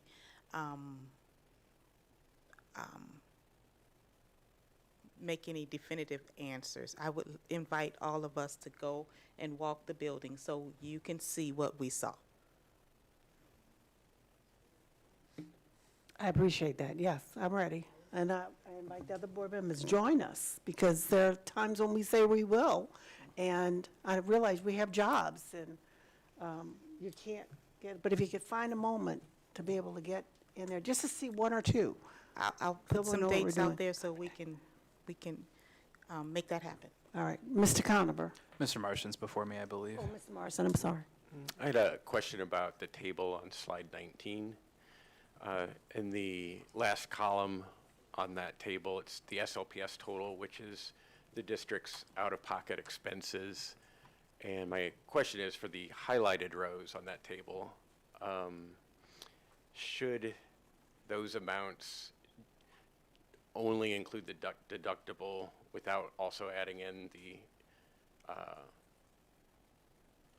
amount from the SLPS amount 15% column? In other words, if we're paying the deductible on the highlighted rows, doesn't insurance kick in to cover the amount in the other column? Or it's possible I'm misunderstanding. Give an example so we can follow you too. So the first highlighted row is Ashland. The total is, it's hard to see because it's very small, but it's $577,000.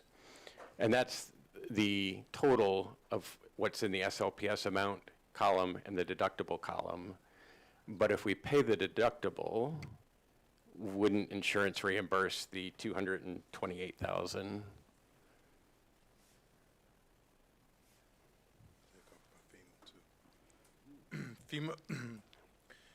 FEMA will work to make SLPS whole, but they won't. So not FEMA, but our insurance. Yeah, I've only been working with FEMA on this. I will certainly get together with our insurance people and ask and have an answer for you. The reason I ask is because for those 3 lines highlighted in yellow, if you add up the amounts in the SLPS amount column for those 3, it comes out to $485,000. I would like to save $485,000 if we can. So. We will do everything we can to make sure that happens, for sure. Yes. Mr. Conover. I think I just want to jump in on the sort of back and forth here and just sort of say that I think we should be approaching how to deal with these tornado recovery issues in a collaborative spirit. I think we've heard some recurring concerns, especially from Ms. Jones about the damages to the buildings. From, I think, Mr. Hikes is expressing the thoughts of a lot of board members on trying to, as quickly as possible, but as safely as possible, get students back to their original schools. And I just hope that we're going to approach this in a way that takes into account those concerns instead of moving too quickly to go in a different direction. So I just hope everybody's being taken into account here. Thank you. Board Member Conover. I appreciate that. Thank you. Any additional questions? Thank you. That concludes my report. We move now to public comment.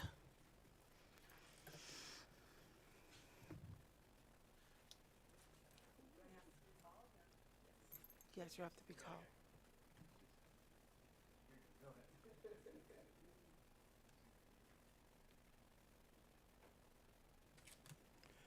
Good evening to our President, Dr. Collins Adams, Vice President Hubbard, to our board, and to our Superintendent, Dr. Bourachade.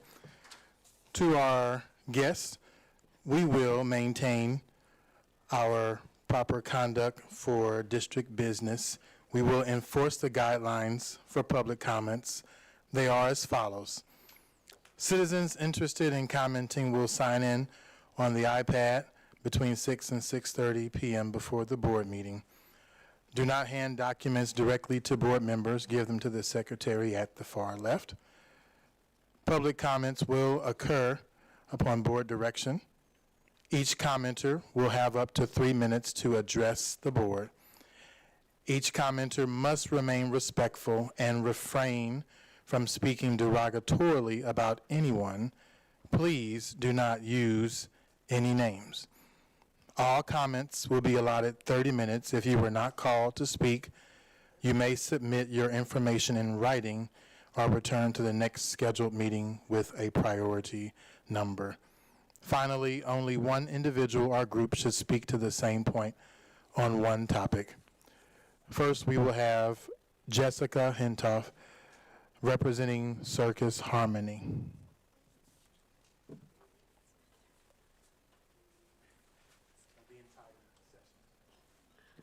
Thank you. Thank you for having me. We're going to hand out something to the whole board.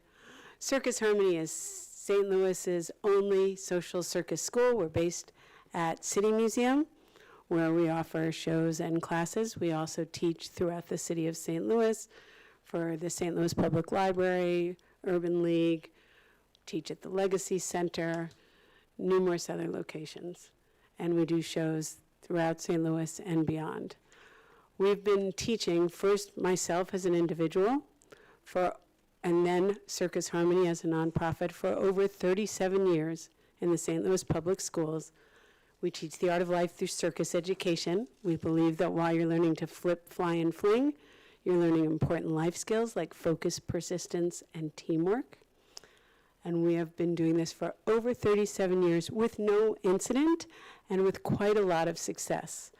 I think that I can safely say that Circus Harmony is the only organization, my audio visual here, to have a student from our program and from St. Louis Public Schools who has his own action figure. This is Sidney I. King Bateman, for you WWE fans, Reggie. And he is also now a motivational speaker himself and about to start a nonprofit to work with underprivileged youth, where he is currently living in Orlando. But this is the kind of success that we've engendered. We have students who have gotten into a circus college, which is harder to get into than Harvard or Yale, and they are touring around the world, where Circus Harmony itself is highly regarded internationally, nationally, locally. We are an award-winning arts education organization. We have also been cited for our work teaching social emotional learning. The program that we mostly do in the St. Louis Public Schools is circus science. So 37 years, no incidents, a lot of success. And this year, we were told there was a new department of development and partnership, and we had to apply to be able to continue teaching. So we met with them online, everything seemed fine, and then we got an email saying we are not going to partner with you. But I have yet to get a really clear answer of why. Things that were cited were liability. Well, we've had no incidents in 37 years. We're covered by our own insurance. Parents actually sign a release form for their children to take these classes. And if you're worried about liability because you hear circus, we're not doing flying trapeze in the gym. If you've seen our advanced students performing with Circus Flora or at Grants Farm or in our home ring at City Museum, those are not the skills we're teaching.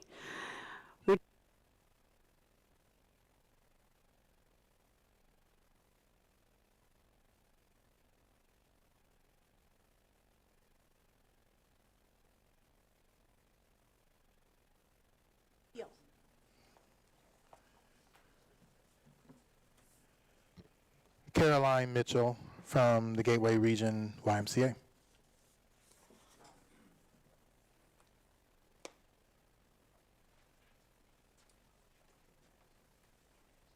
Good evening, everyone. Thank you very much for hearing me this evening. I came to ask for you to consider our MOU with the district before the next November meeting. I found out late last week that it had been delayed, and you have some really amazing students preparing for some important events coming up. So one of those is the Youth in Government program.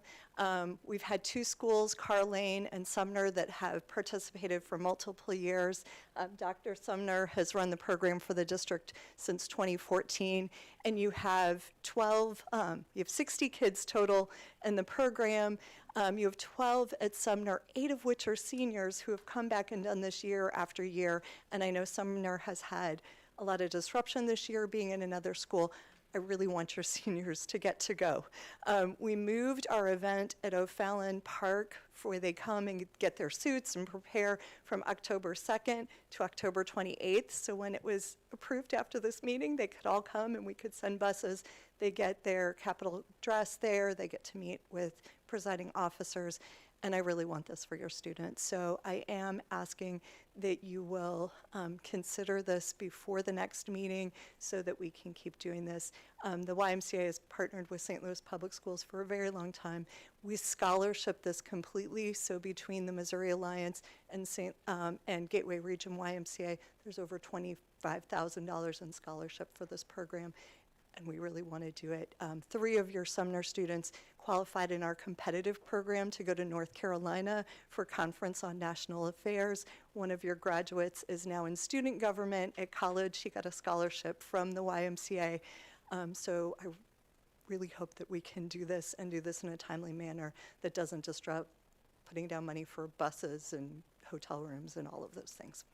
So thank you very much for your time. I really appreciate it, and I hope that we can work together very soon. Thank you.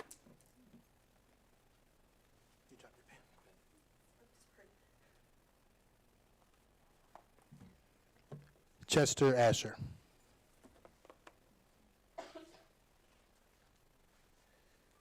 Hello, my name is Asher from the Coalition of STL Kids. One, it seems like we have a pretty healthy fund balance, and so maybe we can direct some of those funds to circus programs and other things, including teacher salaries. And so, as you all know, a couple of years ago, the city consolidated wards.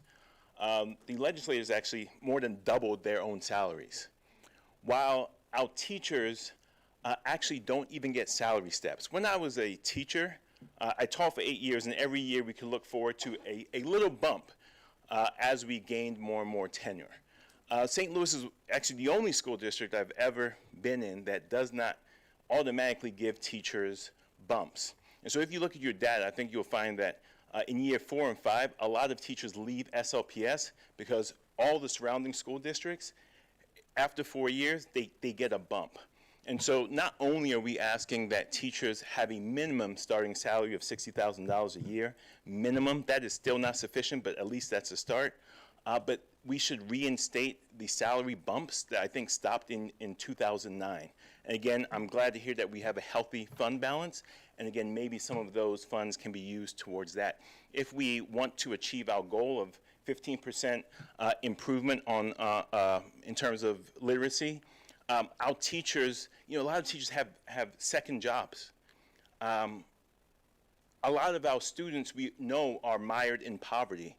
It is not helpful for our teachers to also be mired in poverty, trying to help students who are also struggling with some of those same issues.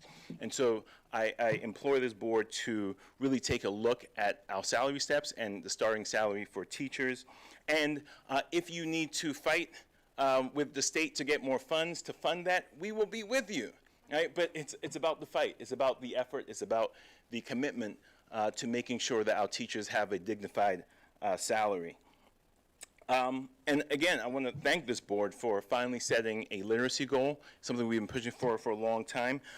As I think your chief of operations or chief of schools said, fidelity is going to be crucial. As a former principal, you can have many different classrooms, and one class, they're doing exactly what they should, and the class right next door, they're not. And so a big part of our success is going to be whether we can actually, and this board can actually easily see how is it going, not next year, this time when we already have the results, but now, right? How is fidelity across the district? And so I'm actually going to send you something that, and you can do with it what you will, but it's important that you have at least a template so you can see what implementation looks like, what consistency looks like district-wide. And finally, well, I think that's final. Thank you.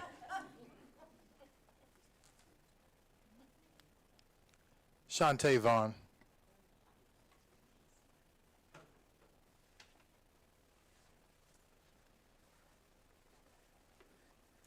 Good evening, everybody.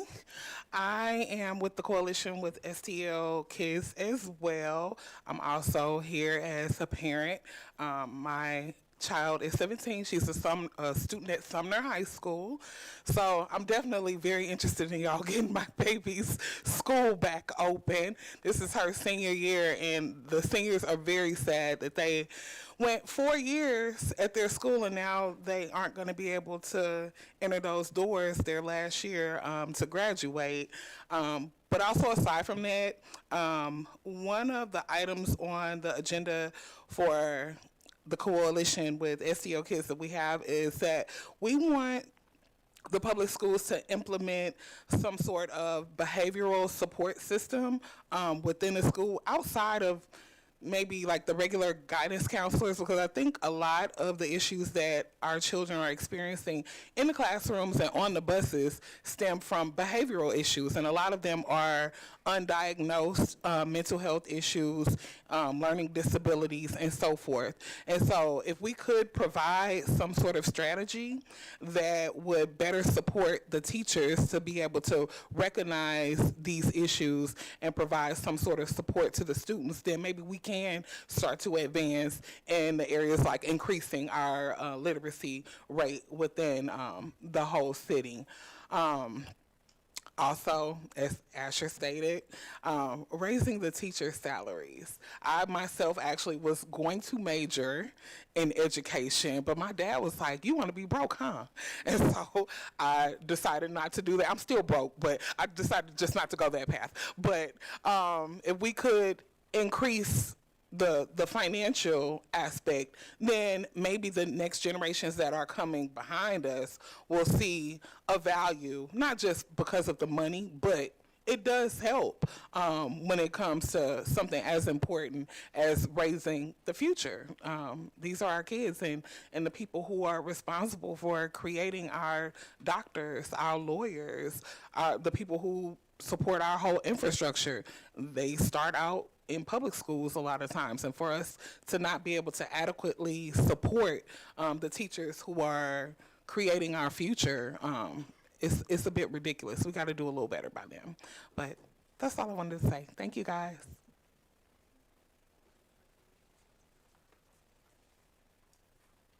Adam Hopkins.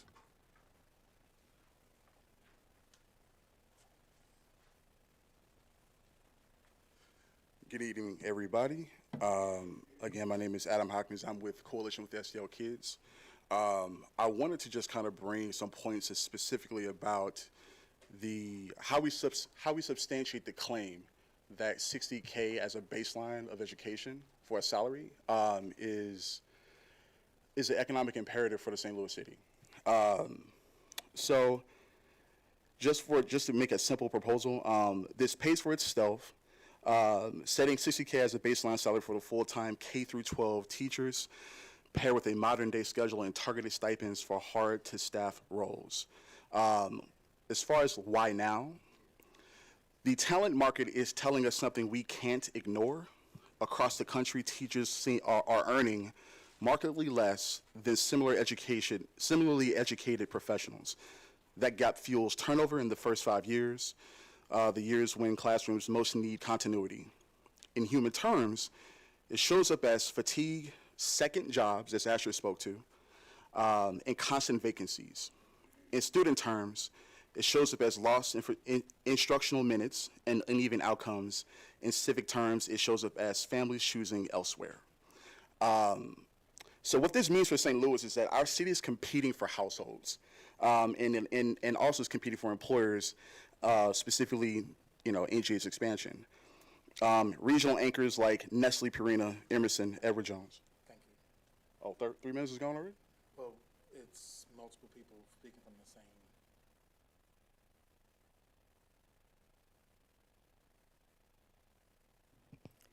Thank you. All right, we'll have Velma Bailey.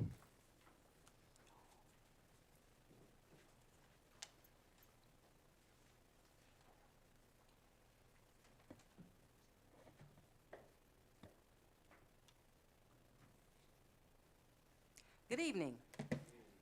Do unto others as you would have them do unto you. Justice and equity are fundamental ideas in humanity that remind us of the importance of treating others fairly. No closing any more schools. Yes to opening schools for opportunities for our children, to give our children the voice and the chance to live, so the noise in this room paints a picture of success for all St. Louis Public School children. Good evening, members of the board and Madam Superintendent. Protocol already having been established, I'd like to share with you a few thoughts about the importance of the noise in the room from the children who are not here. The silence you hear in this room tonight, right now, is not peace. It is screaming voices of children who are not heard. Children who don't get invited to these kind of venues, who are not invited to this room. When we celebrate the accomplishments of children that come to this room, the students who we deem successful, those who make the honor roll, those who receive awards, those who walk across stages, no noise is made for the over 15,000 or more students who desperately want to be included and loved. The children who sit quietly in the back of the classroom, the children who are never called to the podium, the children whose pain never makes the agenda, who could have valuable opportunities after school to help with their typical development and not face the unknown when they go home, not knowing what they will do or sometimes even where they're going to go. The voices of the children that scream in silence in this room bear the portrait of a graduate too, or do they?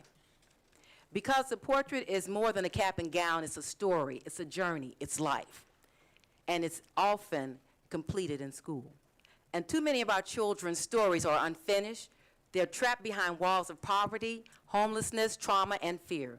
But I am here tonight to help them echo their need to be heard as they express their need to participate in safe, supervised activities after school during the time when they leave school, especially in the hours from 2 p.m. to 6 p.m.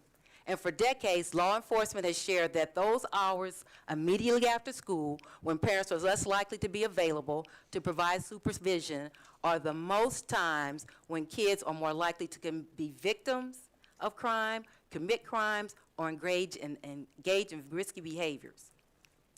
These are the children who are screaming in the silence of this room right now, asking for help, for hope, for a hand that will give them a hand up. I've stood before you many times. As a matter of fact, this is month number 10, asking you to support.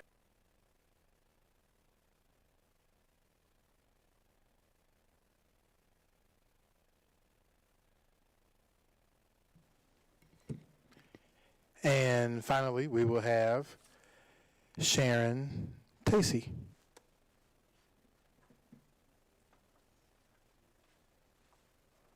Hello, everyone. Good evening. Sharon Taishi, 44th year of teaching, 5 years in Seattle, Washington, 33 years in Kirkwood, and this is my 6th year teaching in the city of St. Louis. I'm in my 3rd year at AESM at Louverture. I would like to present the fact that the newcomers program was characterized as treating our newcomer students as second-class citizens. Our program was cut back to 1 year based on specious data, and now decisions are being made by the highest level district administration that I have never witnessed visiting our building. All of these events contribute to low staff morale.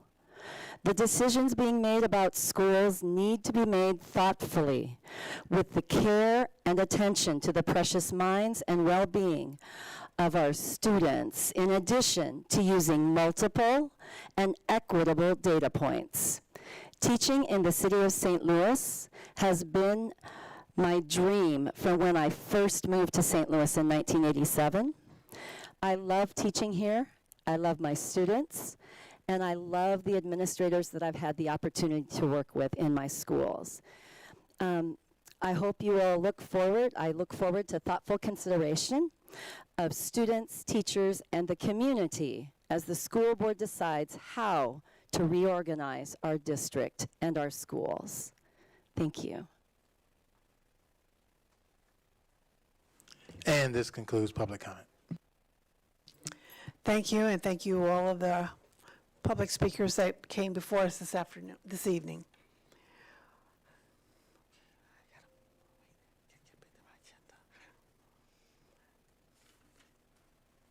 Give me a second to move back to my slides.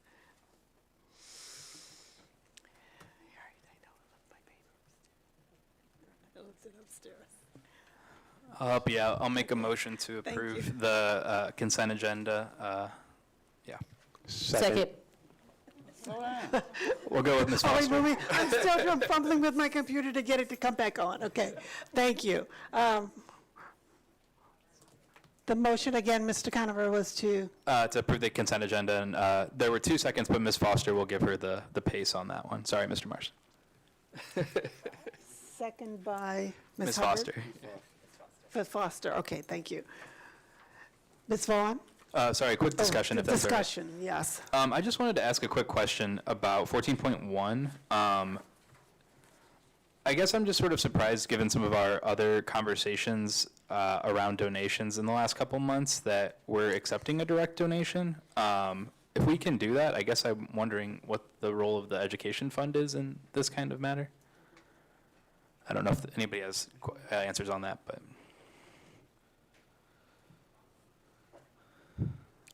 Or if that's just something we can get an answer on later, maybe. It's totally fine as well. Yes, I would need to get back to you. This was someone who wanted to make a donation, and they went through the donation process where they filled out the form. Yeah. Okay, so, Well, there's no question about supporting the donation. I guess it was sort of just intimated when we were talking about the St. Louis Education Fund that we couldn't do this sort of thing.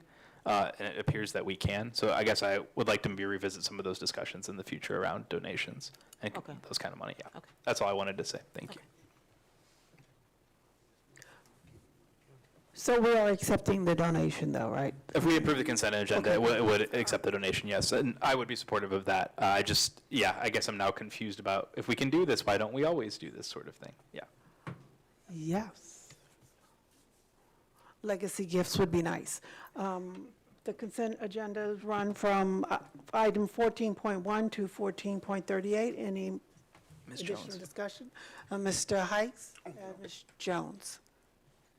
Ms. Jones. Oh, I just wanted to say I'm excited about the donations. Yeah. I To really be, am. to be clear, as am I. I just like, if we can do this, why don't we just handle it in kind and not spend extra money on other things besides taking in donations? So. Yeah. I just want to say I'm happy about it. Thank you. I think we all are. We're all smiling. Thank you. Mr. Hikes, your microphone was on? Okay. It's my alma mater. You know I'm gonna take it. Oh, yeah. Yes. Any further discussion? Ms. Vaughn? Ms. Foster? Yes. Mr. Conover? Yes. Mr. Hikes? Yes. Ms. Jones? Yes. Mr. Marston? Yes. Ms. Hubbard? Yes. Dr. Collins Adams? Yes. Motion approved. Oh, we went through that, Pastor.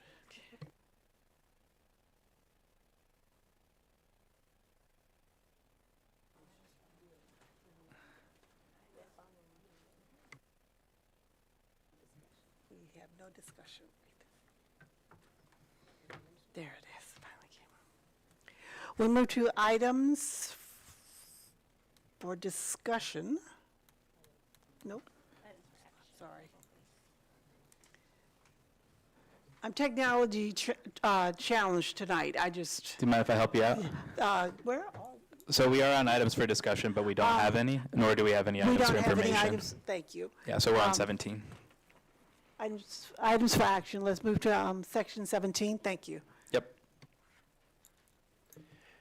I move to approve item for action 17.1, the American Boiler and Air Co. Company contract.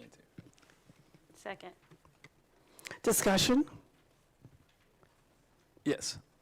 Ms. Conover? Yeah, I wanted to understand on 17.1, there's a number of marks on the review of the company that we're having that are unsatisfactory, and I just wanted to get some understanding on why we would move forward with a contract where we have those kind of concerns. Mr. Watson, I'd ask you to step forward.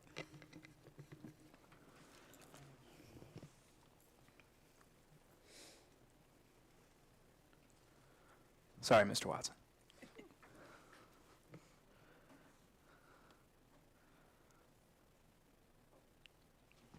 So the question was around the vendor performance report. Yeah, so it looks like timeliness of work, material supplies, and equipment provided as required are both marked unsatisfactory. And I guess there's other ones that are marked exceptional, but that was concerning to me in terms of wanting to renew this vendor. So with this, for the boiler maintenance, for the we boiler, actually yeah. have recommended 2 vendors. So one of the vendors that is up for approval tonight has a long-standing relationship with the district in terms of likely transitioning a lot of their work to the new vendor. So the strategy behind having multiple vendors is oftentimes a transition plan. I see. So what's happening here is we have American Boiler, they're transitioning to Airco, and we have some concerns about American, but they're going to help us transition to Airco. Is that the idea? Yes, sir. That's very helpful. Thank you very much. So the new company will be Airco. We're making use of both, but one for a transitional period to the newer company, Airco. okay, thank you. Yeah. Oh, actually, sorry, I had one more question. My apologies. Does this cover the work that is being projected for, I believe it's either Kip Pruitt or Mitchell, I think it's Pruitt, but for the Kip lease? For the boiler maintenance, Yeah. they will support us. They will support that one. Yes. Okay, thank you. Any additional discussion, questions? Ms. Vaughn, roll call. Ms. Foster? Yes. Mr. Conover? Yes. Mr. Hikes? Yes. Ms. Jones? Yes. Mr. Marston? Yes. Ms. Hubbard? Yes. Dr. Collins Adams? Yes. Motion approved. Item 17.2, chiller maintenance and repair. I move to approve item for action 17.2, chiller maintenance and repair contract with Dakin TMI. Second. Discussion? Mr. Conover? Just briefly, and you don't have to get up, Mr. Watson. Does this include the Ashland work? If you do, sorry, I didn't mean to make you get up again. So, no, this is strictly for chiller maintenance district-wide. So it's not inclusive of the work that's been done by Ashland. That's a different contractor. Out of curiosity, and I should have asked it when you were giving the other presentation, will that be, do we anticipate that being covered by the FEMA process? I'm sorry. That's okay. I think it was a car alarm. Do we anticipate the Ashland chiller work getting covered under the FEMA process, or was that before the tornado events? So, I believe it was after, but I'm not sure. It happened afterwards, so Yeah. we still are in that warranty period. Okay. So we're still covered in terms of any warranty issues or any operational issues with the chillers over at Ashland. Great, thank you so much. Can you real quick say the name of the company? Because I see it all over and I don't know how to pronounce it. For the work that's being done at Ashland, The chiller maintenance, 17.2. TMI is, that is the company. Oh, okay. That's all, okay. Any never mind. There's another word that, Yes. Daikin or Dakin or. Yeah, Daikin. It's Yeah, okay, thank you. Roll call. Ms. Foster? Yes. Mr. Conover? Yes. Mr. Hikes? Yes. Ms. Jones? Yes. Mr. Marston? Yes. Ms. Hubbard? Yes. Dr. Collins Adams? Yes. Motion approved.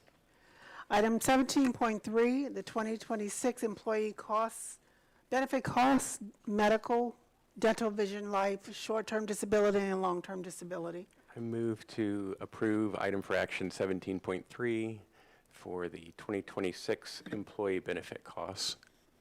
Second. Discussion, Mr. Conover? Sorry, Ms. Berry, I have a couple questions. Dr. Berry, excuse me.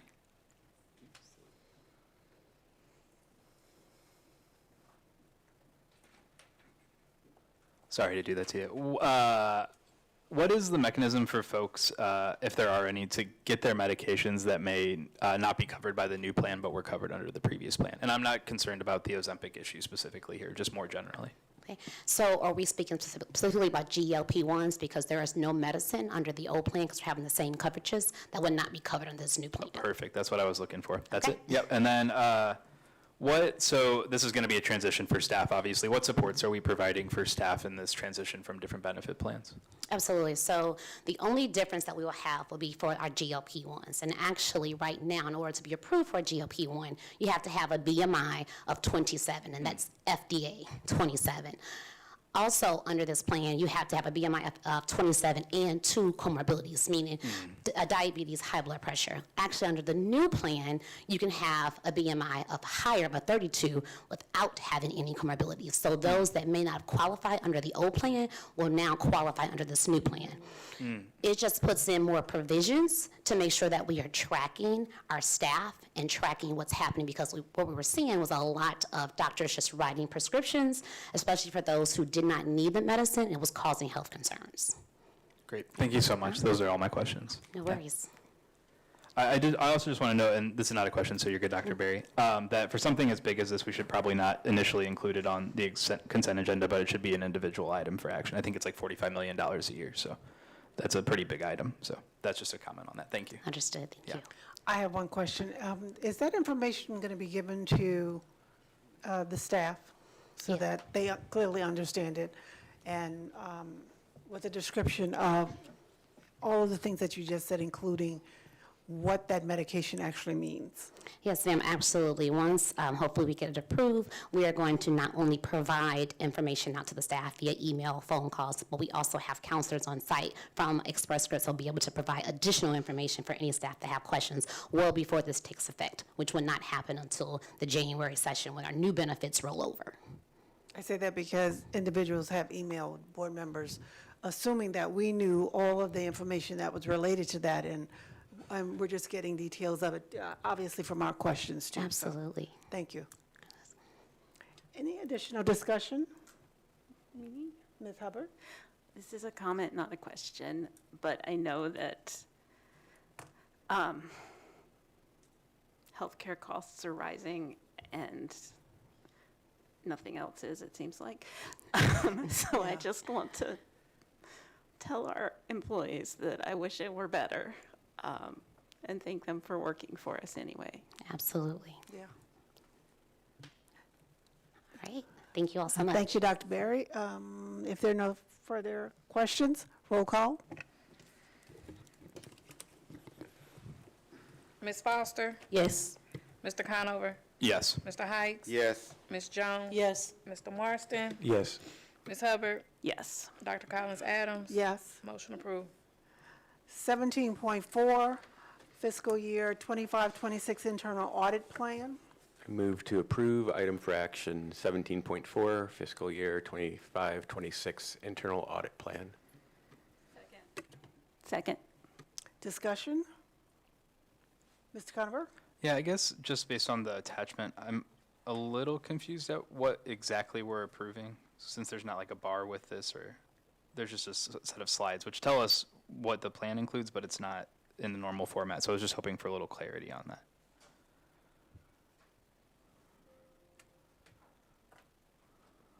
Oh, hi, sorry. No, that's okay. Yeah, Good yeah. evening, everyone. President Collins Adams, Vice President Hubbard, Dr. Borchade. The internal audit plan, which is somewhat like our budget, it's a living document. It can change throughout the year. It is required to be approved by the board in order to be implemented. Now, of course, we've started, but that's why it's here. I It's see. just for you to approve it, and then if at some point throughout the year it needs to be modified, I bring it before the audit committee, and then it'll be brought before the board again for a vote. Understood. And then so like I should be viewing especially like the slides 5 through 7 as like a tentative plan for how you're going to be handling the different risk areas. Is that right? See, 1, 2, 3, 4. And then there's kind of a summary on 8 and 9, it looks like. Yes, so 8 and 9 is really what the projects are for okay. this fall and for the spring. But the general areas of risk for the district, for any K-12 district, is the slides prior I to see. that. Okay. And the ones that are red are the ones that were identified by our state auditor or by Reuben Brown. Understood. Great. Thank you so much. Yeah. You're welcome. Thank you. Additional questions or discussion? Ms. Ford, roll call. Ms. Foster? Yes. Mr. Conover? Yes. Mr. Hikes? Yes. Ms. Jones? Yes. Mr. Marston? Yes. Ms. Hubbard? Yes. Dr. Collins Adams? Yes. Motion approved.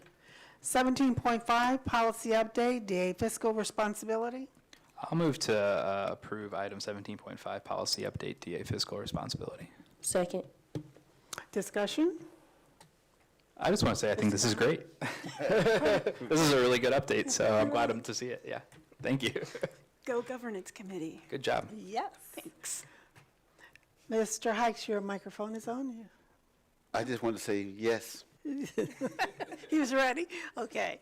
Roll call. Ms. Foster? Yes. Mr. Conover? Yes. Mr. Hikes? Yes. Ms. Jones? Yes. Mr. Marston? Yes. Ms. Hubbard? Yes. Dr. Collins Adams? Yes. Motion approved. Section 18 are our board reports.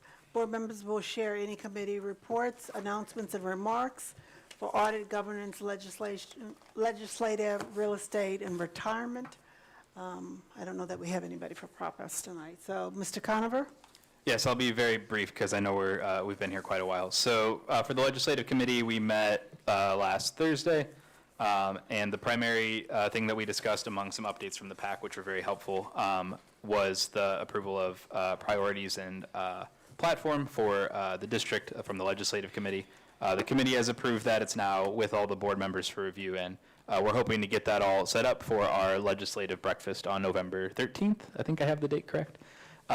Which will be a great opportunity for us to get in front of legislators and share the progress that SLPS is making, the changes that SLPS is making, and get us in a good place so they're not so targeting of us, I hope. But I'll leave it at that.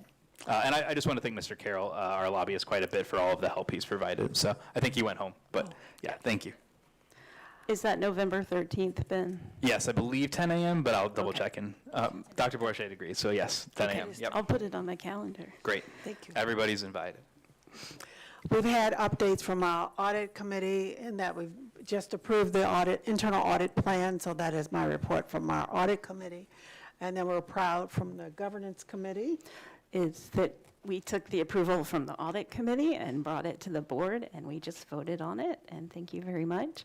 We are, my plan for the next committee is to talk about our board norms and which ones we should keep. So please send me suggestions or things that you don't like.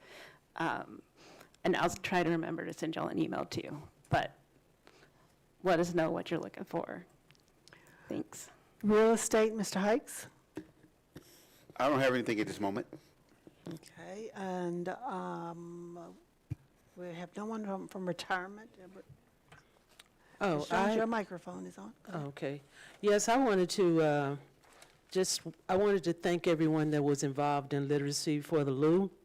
I did attend with my family, and it was very inspiring. We had an opportunity to meet two beautiful stars from Fresh Prince of Bel-Air, Kareem Parson and Tatiana Ali, who are authors of children's books.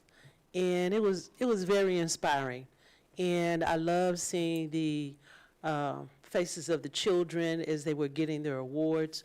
And I'm hoping that we will continue this effort in the near future, because it's great. I thought it was great to have my granddaughter in particular have the ability to get books that look like her and to feel a part of something like Literacy for the Lou.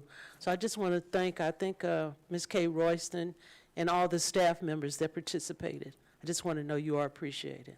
Thank you. Thank you. We would need a motion now. I'll make a motion to close Well, open Dr. session. Boucher has her Oh, I'm mic sorry. on, My so- apologies. I just want to remind everyone that tomorrow is Unity Day, and we ask that you wear red in honor of taking a stance against bullying. Thank you. Orange. I'm sorry, orange. It's orange. Orange. Orange. They're similar. All good? All good. Thank you for that update. That's important. I'll make a motion to end open session and move into closed session pursuant of the revised statutes of the state of Missouri, 610. Second. Roll call. Who's second? Who was the second? Sorry, Mr. Marston. Mr. Marston.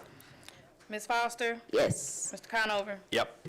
Mr. Hikes? Yes. Ms. Jones? Yes.